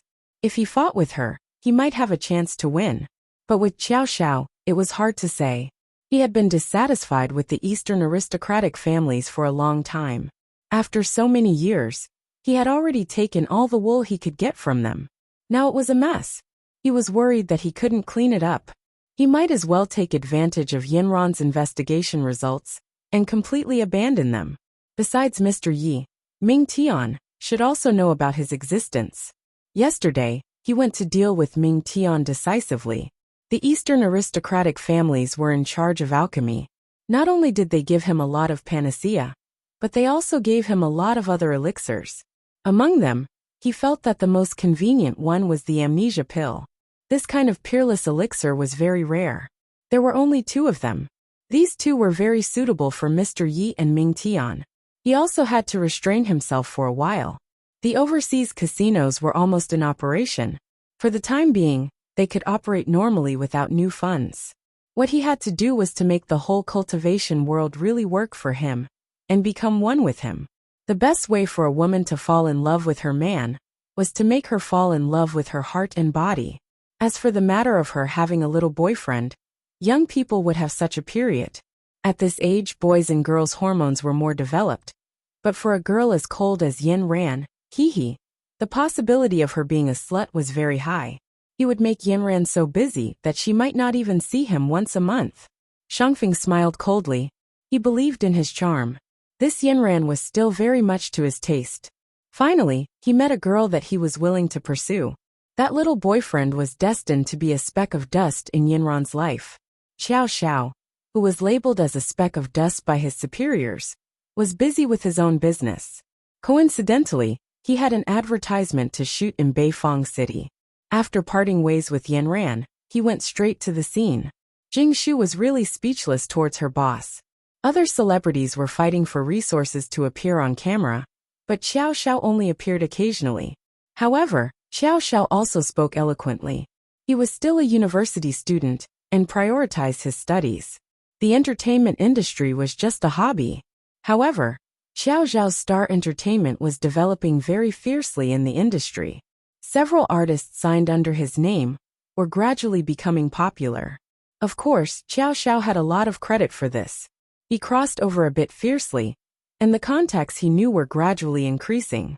His eloquent mouth coupled with a face that could captivate people in a blink of an eye could make resources come at the drop of a hat. At first, Jing Shu still had time to complain, but after her boss acted coquettishly towards her, she threw herself into the crazy business of making money for her boss. Today's advertisement was rejected several times by Xiao Xiao. The manufacturer said that as long as it was Xiao Xiao, they wouldn't shoot it if it was someone else. They wanted to release it when Xiao Xiao's movie was released. Xiao Xiao had to take advantage of this free time, swaying his 2 arms, and came to the agreed shooting location. Jing Shu had already been waiting there with bags of bags. "Boss, you finally came. If you didn't come, the female lead would go on strike." Jing Shu saw Xiao Xiao and excitedly greeted him. Xiao Xiao looked up and saw a woman wearing a fashionable coat sitting on a bench. A few people were surrounding her and talking to her. "Didn't I say, it has to be me? How come there's also a female lead? I heard that this girl's background is not small." The higher-ups said something and temporarily added her. "But I saw her. She looks very beautiful and has a cute and playful temperament. Have you read the script of the advertisement?" Jing Shu asked worriedly. "I read it once 2 days ago. It's an inspirational chapter for youth. I've already memorized it," Xiao Xiao said as if he didn't care. Because of the addition of a female lead, the director said that the script had been adjusted. "This is the latest one. Take a look." Jing Shu showed the latest script to Xiao Xiao. Xiao Xiao saw that there weren't many adjustments to his scene. He only added some eye contact with the girl. "This is simple. It's a small case." Jing Shu immediately smiled. She knew that her boss was a treasure. Ever since she became a mother's fan, watching her son become more and more successful day by day, she was especially proud in her heart. Once again, she was proud of her successful transformation. Xiao Zhao's advertisement was shot outdoors. It was a well-known brand's mobile phone advertisement. The mobile phone's positioning was mainly targeted at young people. Xiao Zhao's own technological elements. So the manufacturer unanimously agreed that Xiao Xiao was the most suitable candidate. Xiao Zhao's interaction with the girl was him taking the initiative to give the mobile phone to the girl and help her take photos at the same time. Although Xiao Xiao thought that he could finish the advertisement in a cool manner by himself, he didn't care if the organizer wanted to add a female lead. At the beginning, he kept running. He ran up a mountain, then jumped up the mountain, took a selfie, froze, and automatically transmigrated in front of a girl. This girl was participating in a school sports meet. Xiao Xiao needed to use the mobile phone to help the girl take a side profile photo while running. Then he gave the mobile phone to the girl and said to her, "My favorite girl is in the photo album." Then the girl opened the photo album and saw the beautiful photo that was taken casually. This advertisement showed the mobile phone's most outstanding dynamic photography performance. The script was very simple, but the first half required Xiao Xiao to show the heroism of climbing the mountain and looking at the small mountains. The mountain was actually a small slope Xiao Xiao saw, but later on, it would be made into a scene of white snow. Xiao Xiao thought carefully. He had to show the joy of successfully climbing the mountain and the sense of accomplishment of looking down on the world. When he was acting with the female lead, he had to show the campus feeling of using the new mobile phone to confess to the female lead. When Xiao Xiao saw the female lead, he realized that she was really a cute girl with a campus feeling. Her eyebrows were lively, and she was beautiful. The most prominent feature on her face was her pair of eyes that were bigger than the average girl's. Her eyes were very black, and they kept turning. When she saw Xiao Xiao, she smiled shyly. "I know you. You're Xiao Xiao. I'm Wu Mei." That bashful smile was like a budding flower, weak but bold, blooming outwards, making people feel very comfortable looking at it. Xiao Xiao had a good impression of her. Then it was time for the official shooting. The director looked very serious, but he was also humorous. "Xiao Xiao, I have faith in you. Your image is very suitable for the advertisement. You can just act as yourself." The director saw Xiao Xiao change his clothes and gave him a thumbs up. Xiao Xiao had acted in movies before, so he knew that the shooting work was not done overnight. After he changed his clothes, he sat on the chair and waited. After a while, Wu Mei also changed her clothes and came out. She was wearing a loose sports top and a pair of tight-fitting sports shorts. Wu Mei's figure was really good. Her two slender and fair legs extended to her bare buttocks under the sports shorts. Xiao Xiao took a look and closed his eyes, while the other male compatriots couldn't help but look over. After Wu Mei sat down and saw the surrounding people's eyes, she felt a little embarrassed. She shrunk slightly towards Xiao Xiao and found a blanket to cover her legs. Then she whispered to Xiao Xiao, "I'm sorry, this is all arranged by the director." Xiao Xiao had read the script and knew that Wu Mei was going to participate in the sprint in the sports meeting. It was normal for her to wear such sportswear. She was not like the other celebrities in the entertainment industry. She was already used to such things and openly allowed others to look at her. She was obviously a conservative girl and was still a little shy under the gaze of others. Xiao Xiao glanced at the surrounding men. His eyes were a little cold. After the eye contact, they all stopped looking at Wu Mei. Wu Mei nodded to Xiao Xiao and said in a low voice, "Thank you." Xiao Xiao couldn't help but be curious. The entertainment circle is a big dive vat. How can a shy girl like you survive in it? Wu Mei looked at Xiao Xiao with big deer-like eyes. "Although I'm shy, I like acting." There was timidity in her eyes, but more than that, there was determination. Xiao Xiao looked at her steadily. "Then you have to overcome the timidity in your heart. Many of the scenes will be bigger." "Then have you acted in any big scenes?" "I'm a boy, so I don't encounter this kind of thing. I don't have many works, so I haven't seen any yet." "Thank you, Brother Qiao. I'll slowly overcome it in the future." At this time, the director heard their conversation and said, "Don't worry too much. The entertainment circle is much better than before.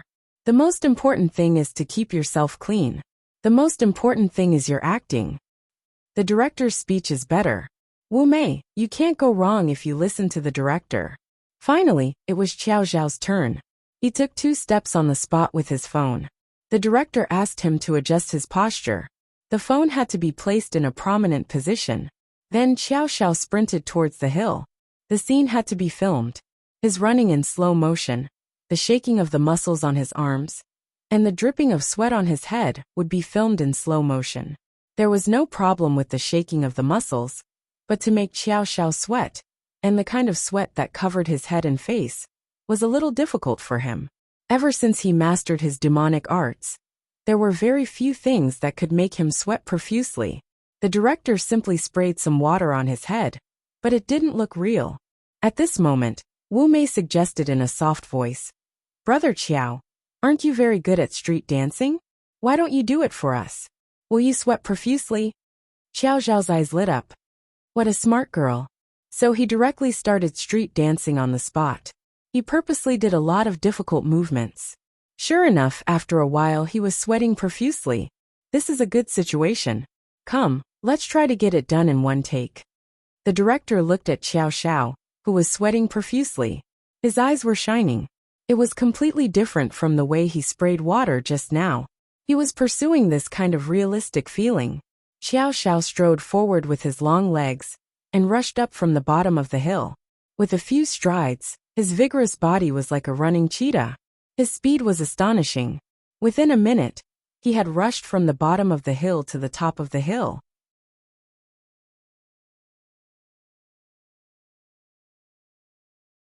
Chapter 265. Good. The director couldn't help but shout. Then he broke into a smile.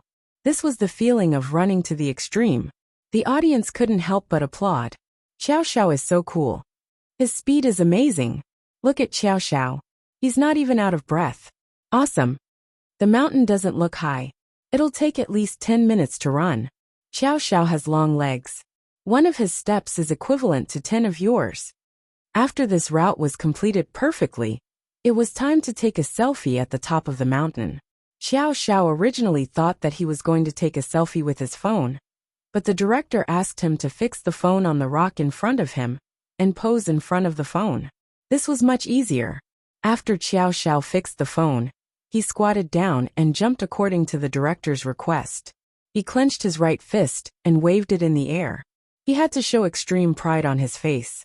Xiao Xiao recalled the day when he was extremely proud of himself. It was the day when he and Yin Ran were engaged. He directly thought that the phone in front of him was Yin Ran. Recalling his excitement on that day, he jumped and waved his fist, full of pride overflowing from the corner of his mouth. Success on the first try. After Xiao Xiao went down the mountain, Wu Mei quietly asked him, "What were you thinking of just now? Why did you do it so naturally?" Xiao Xiao smiled but didn't answer. He was still immersed in the memory of that day. But on second thought, Yinren actually forgot about him.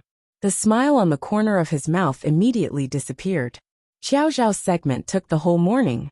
The director called for a break, and they would start the second half in the afternoon. Jing Shu hurried forward to give her boss a sumptuous lunch.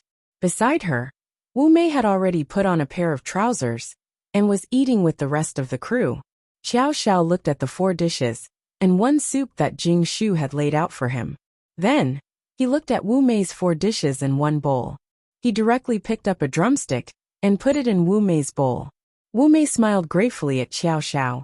Then, she picked up a small piece of meat from his 4 snacks and gave it to Xiao Xiao. Uncle Jing looked at the interaction between the two of them and felt sour in his heart. "Boss, you've never given me any food before." Xiao Xiao glanced at Jing Shu. "It's all your fault. Why did you have to give me a special treatment? Look, everyone else is eating boxed lunches. I'm the only one who's so grand. It's as if I'm a director." The director reached over with his chopsticks and took away Xiao Zhao's other drumstick. "Yes, I'm the director. This is for me. It was sent to the wrong place." The few of them laughed heartily. Wu Mei's eyes flashed. Looking at this shockingly handsome boy, who turned out to be so humorous, she really couldn't take her eyes off him. After the lunch break, the afternoon scenes began. Naturally, Wu Mei was the first to be filmed. The scene had been designed as a running track on the campus. There were several extras running with her, and the camera was mainly focused on Wu Mei. The other people around her were just shadows. The slide for filming had been set up. Wu Mei was doing the final warm-up. Her long and tender legs were exposed again. At this time, she was bending over and stretching. Her round little butt was raised just like that, facing Xiao Xiao. Xiao Xiao turned his face away and chatted casually with Jing Shu. The few men around them winked at each other, and from time to time, they would smile knowingly. The director shouted start, and Wu Mei ran out from the starting point like the wind. Her running posture was very good, as if she had specially trained. The range of her arms and the angle of her legs were very standard. She was very beautiful when she ran. After a few seconds, the director shouted cut. Wu Mei, your expression. Don't put on a heroic look. You have to smile. Smile happily. You have to show your most beautiful side to attract Xiao Xiao. When the director said this, Wu Mei couldn't help but blush. She glanced at Xiao Xiao, who was standing beside her, and quickly lowered her head to apologize. Sorry. I'll do it again. After running 7 or 8 times in a row, the director wasn't satisfied. He directly told Wu Mei to take a break and build up her feelings before running again. At this time, Wu Mei was sweating profusely. She was wearing such thin clothes in the winter, and it was easy to catch a cold when the wind blew. Xiao Xiao, help Wu Mei find the feeling of a goddess. The director instructed. Xiao Xiao touched his nose. His goddess was Yan Ran, but she was completely different from Wu Mei. She looked delicate and weak. How could she be his goddess? But since the director had instructed, Xiao Xiao had no choice. He could only brace himself and describe Yanran's usual temperament. Wu Mei, you have to act cold and aloof. When you run, focus more. Make it seem like you're the best in the world. The people around them laughed. Wu Mei's face was bitter. This is completely different from my personality. Acting means you have to act as another person. Think about it. Who do you think is cold and aloof? Xiao Xiao continued to enlighten her. But Wu Mei's cute little head only shook left and right. I've never seen a girl like this. Xiao Xiao had no choice but to imitate Yanran's expressionless face for Wu Mei to see. Wu Mei looked at the different Xiao Xiao, who was cold and aloof, and laughed until she was convulsing. Seeing that it was about time, the director called for them to start again. This time, Wu Mei imitated Xiao Xiao completely. She was expressionless, but there was a smile in her eyes. After running past the finish line, the director finally called for them to finish. In the next scene, Xiao Xiao was holding his phone to take a picture.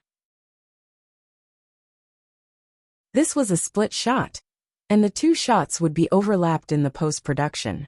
Xiao Xiao was startled this time. He stared blankly at the girl running on the track, and couldn't help but pick up his phone to take a picture of the girl. Xiao Xiao directly imagined the empty track, as Yanran running on it. At this time, he was already stunned.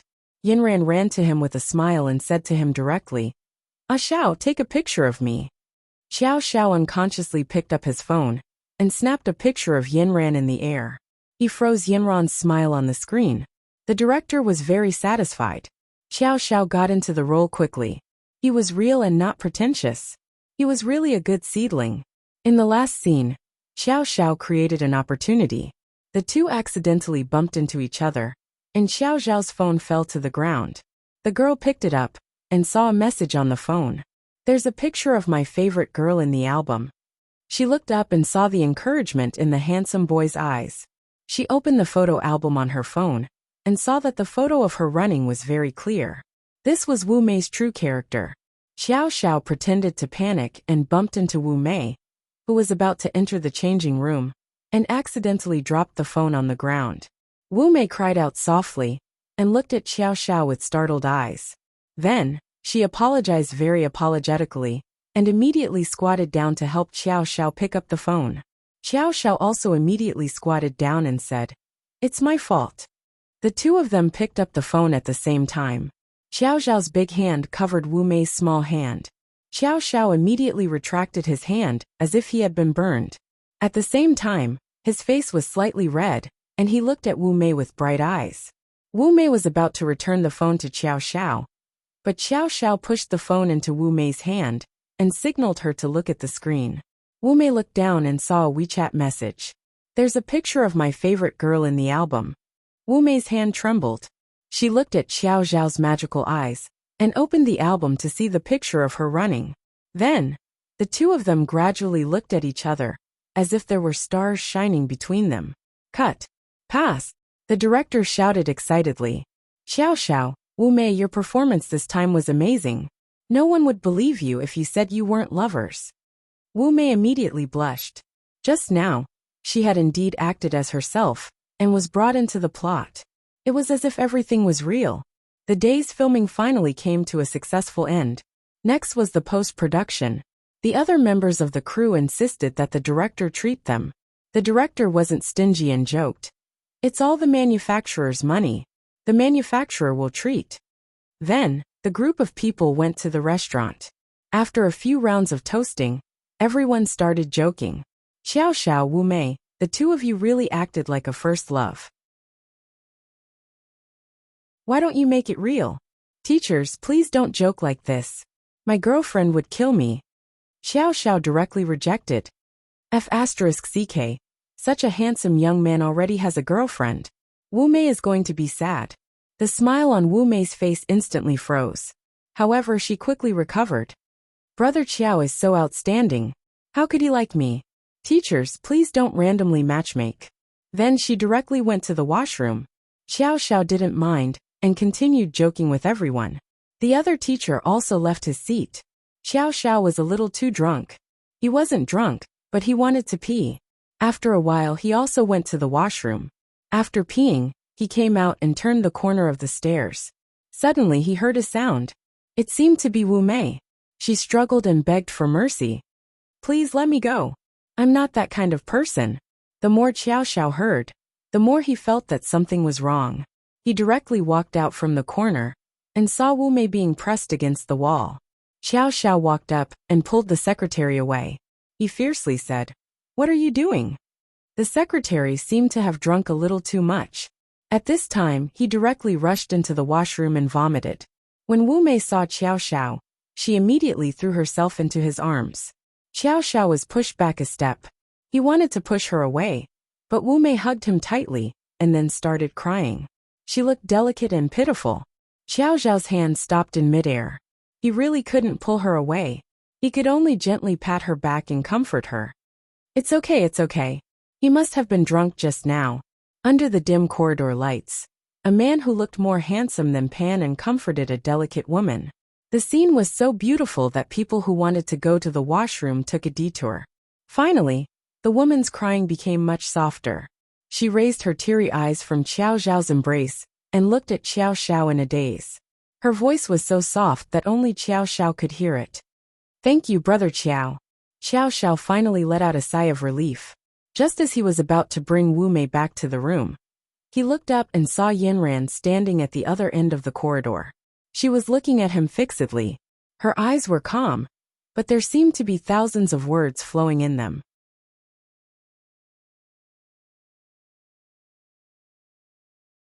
Chapter 266.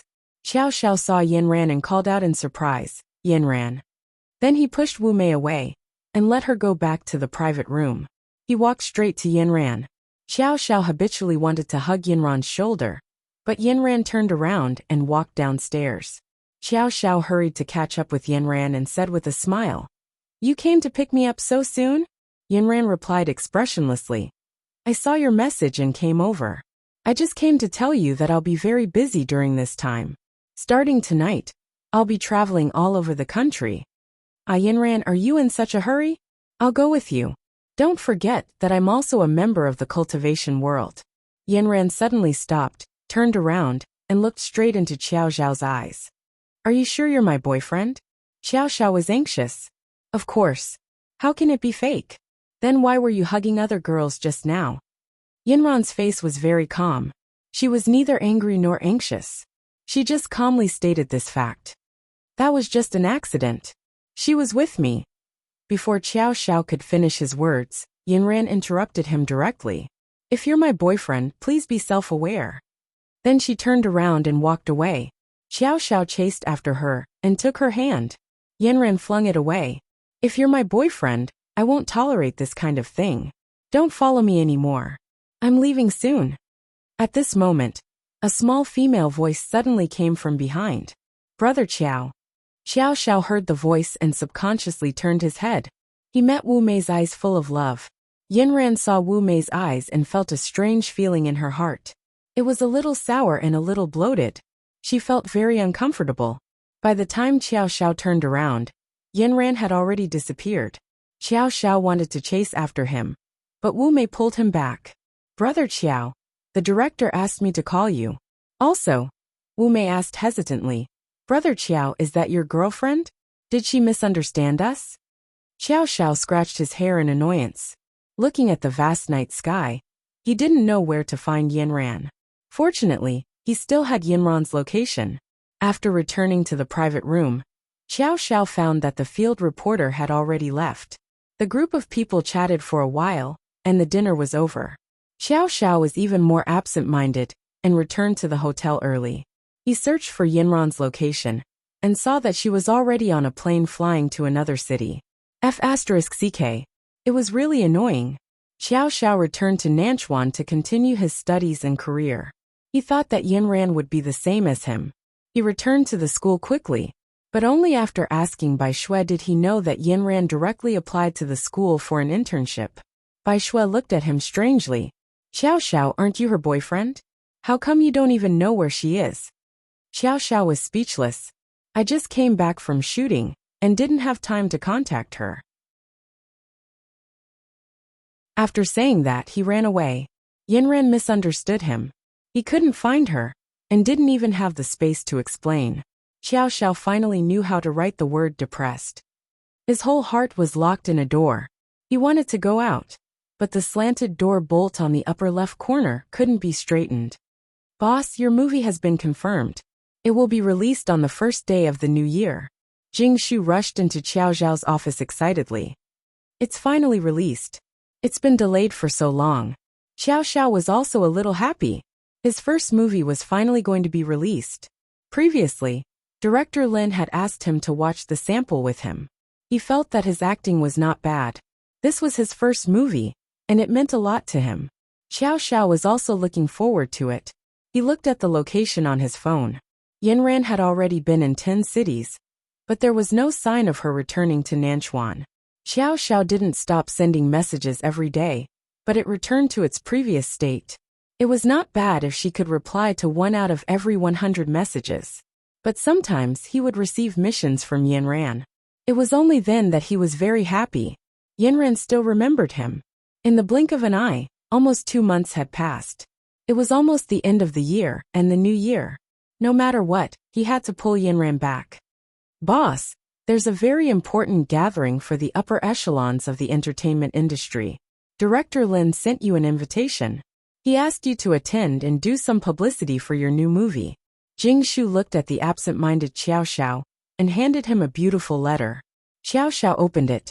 It said that he was invited to attend with a female companion. The venue was a certain hotel in Beifang City.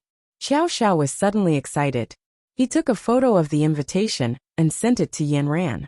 My dear girlfriend, are you free to accompany me to this banquet? This time, Yinran replied quickly. I don't think I'm free. Xiao Xiao gloomily threw the invitation away. Jing Shu looked at her willful boss and could only persuade him earnestly. Lady Boss is not free. I'll find you a female companion. But you must attend this event.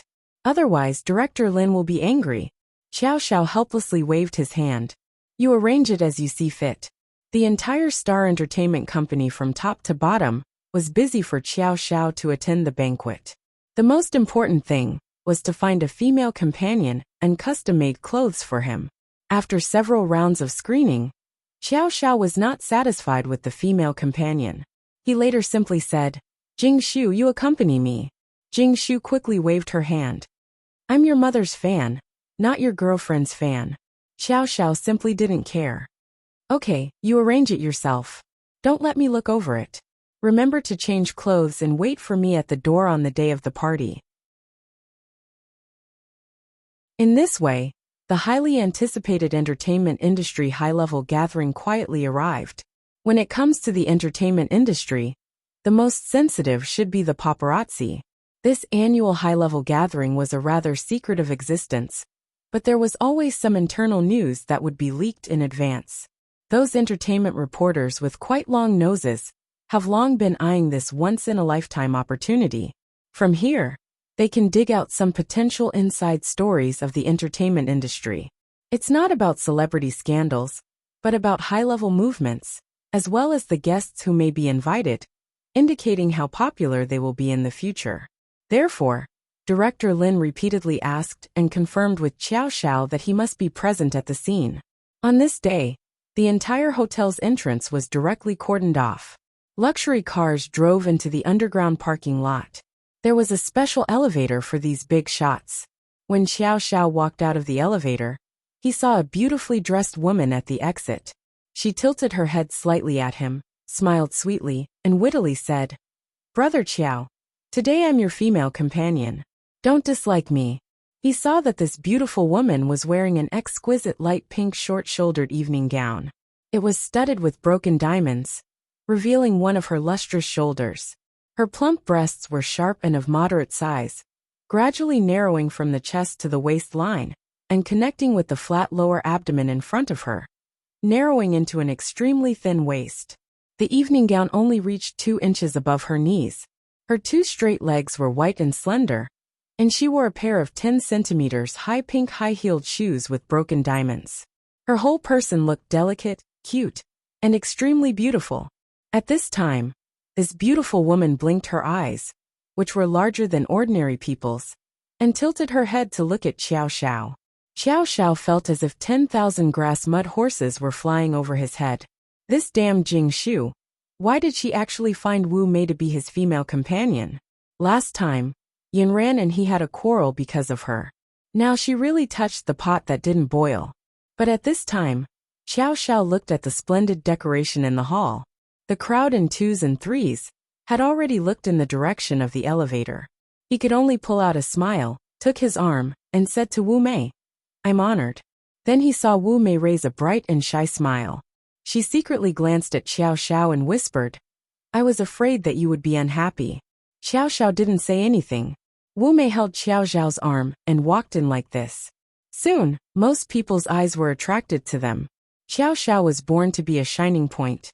Today, Jing Shu had prepared a white suit for him, which was quite high profile and eye-catching.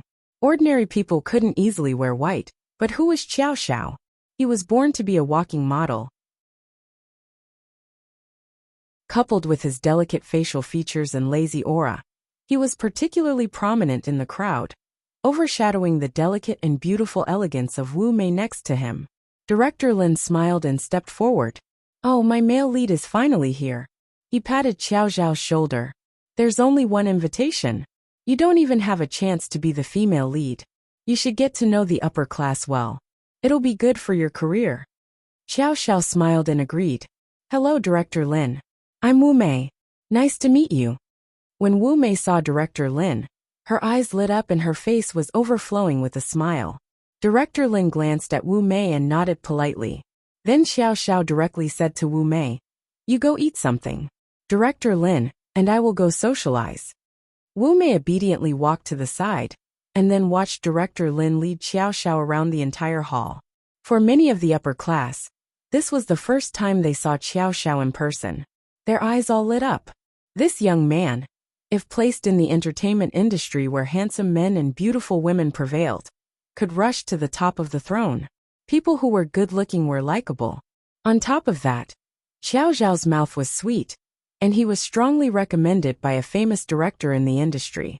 Everyone had a deep impression of Xiao Xiao and expressed that they would definitely support Director Lin's new movie. After Xiao Xiao walked around, he was flushed with success. There were more and more people surrounding him. Xiao Xiao felt that the spiritual energy in his circle of friends was rising. Xiao Xiao was like a magnet. Soon, there was a group of people around him, and laughter could be heard. At this time, Wu Mei squeezed in from the side and said sweetly, "Brother Qiao, I saw that your wine glass was empty, so I got you another one." After saying that, she handed over the wine glass in her hand. "Thank you." Xiao Xiao took the wine glass and didn't say anything. Wu Mei started to take the initiative to greet the people around her. She was like a shy little bird. "Hello everyone, I'm Xiao Xiao's female companion." At this time, Everyone's eyes were focused on Wu Mei. They were all using their eyes to assess something. This little girl looks very unfamiliar. What movie have you acted in? A lady's voice sounded.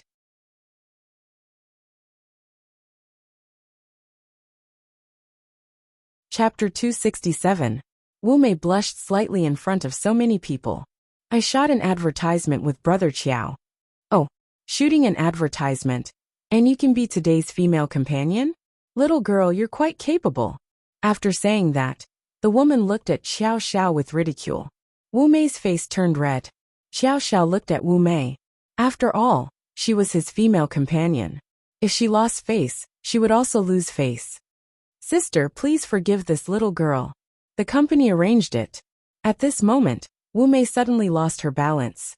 Her hand trembled, and the wine in her hand spilled out toward the woman who spoke. The woman exclaimed and moved to the side, directly pushing Xiao Xiao away. Wu Mei accidentally bumped into Xiao Xiao's arms. Xiao Xiao quickly caught Wu Mei. Wu Mei took the opportunity to reach into Xiao Xiao's open suit jacket and hugged Xiao Xiao's waist. Her head leaned on Xiao Xiao's chest. Xiao Xiao slightly frowned, but didn't say anything. He helped Wu Mei stand up and pulled her hands away from his waist. Wu Mei kept apologizing. Sorry, I lost my balance. Xiao Xiao could only comfort her. It's okay. Be careful. Yanran, why aren't you walking? I'll take you to eat something. When Xiao Xiao abruptly raised his eyes, he discovered that the person he had been thinking about day and night was standing in front of him. At this moment, she was looking at him coldly, and beside her was a middle-aged man who was about to gently hold her small hand. Xiao Xiao was stunned for a moment. Then he strode forward and grabbed Yanran's hand. He happily said, Yanran, why are you here? Yanran didn't say anything, but the middle-aged man next to her frowned.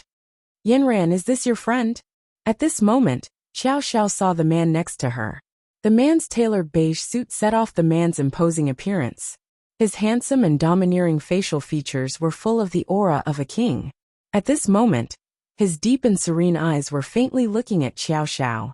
Because of the long-term frown, there were faint wrinkles between his eyebrows, which made him look more mature.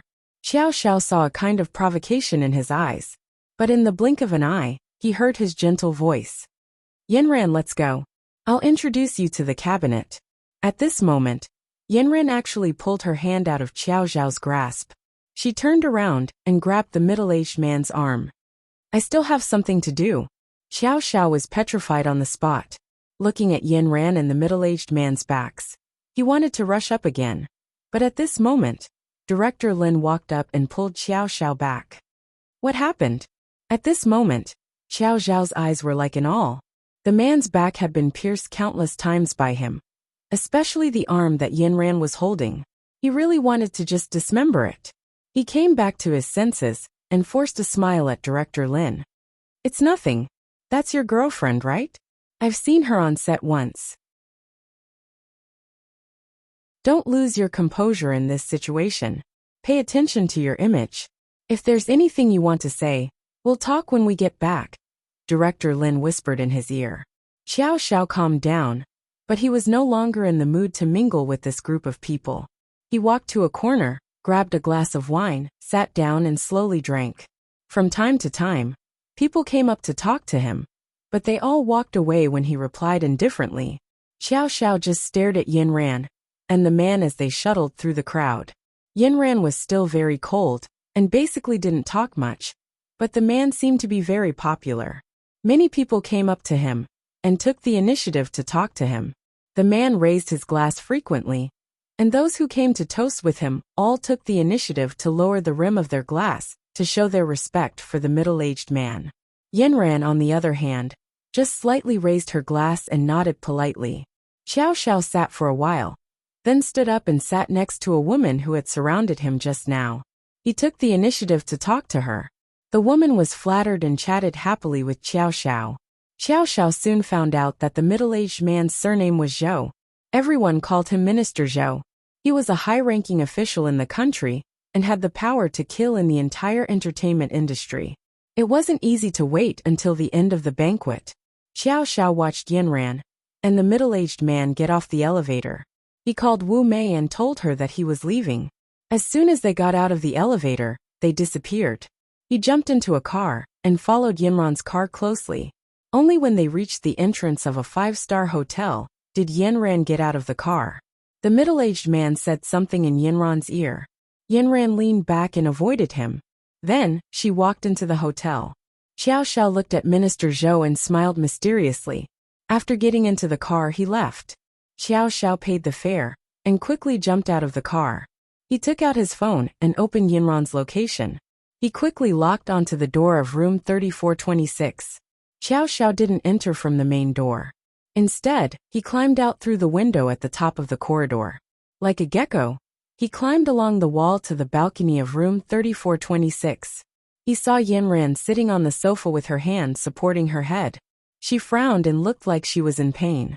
Xiao Xiao opened the window and jumped in. Yinran alertly waved her spiritual power. Xiao Xiao quickly formed a guard seal in front of his chest. He rolled from the side to Yinran's side and pulled her into his arms. Yinran raised her hand, but when she saw that it was Xiao Xiao, she lowered her hand weakly and continued to press her head. At this time, Xiao Xiao said in a muffled voice, "Yinran, do you have a headache from missing me?" Yinran ignored him. Xiao Xiao hugged Yinran tightly. He reached out and pressed on Yinran's temples. He released a wave of devil qi and gently massaged her. Yinran's headache finally got a lot better. When she saw Xiao Xiao at the banquet, she immediately flared up.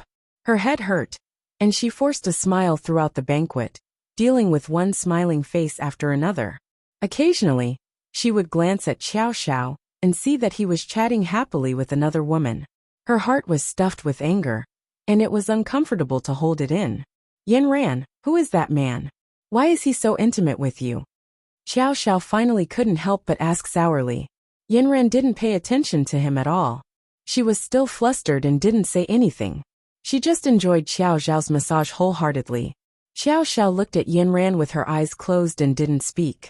He shook Yinran's shoulder fiercely. "Oh, Ran, say something." Yinran was shaken open her eyes. She stared fixedly at Xiao Xiao's angry face with murderous intent.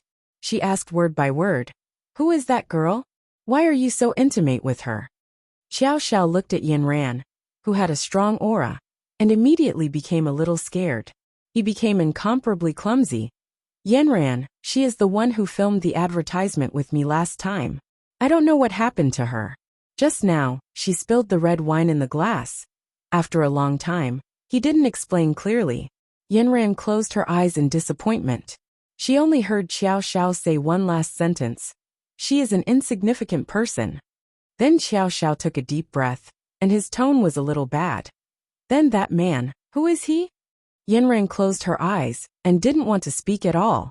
Her head was still faintly swollen. Xiao Xiao asked anxiously.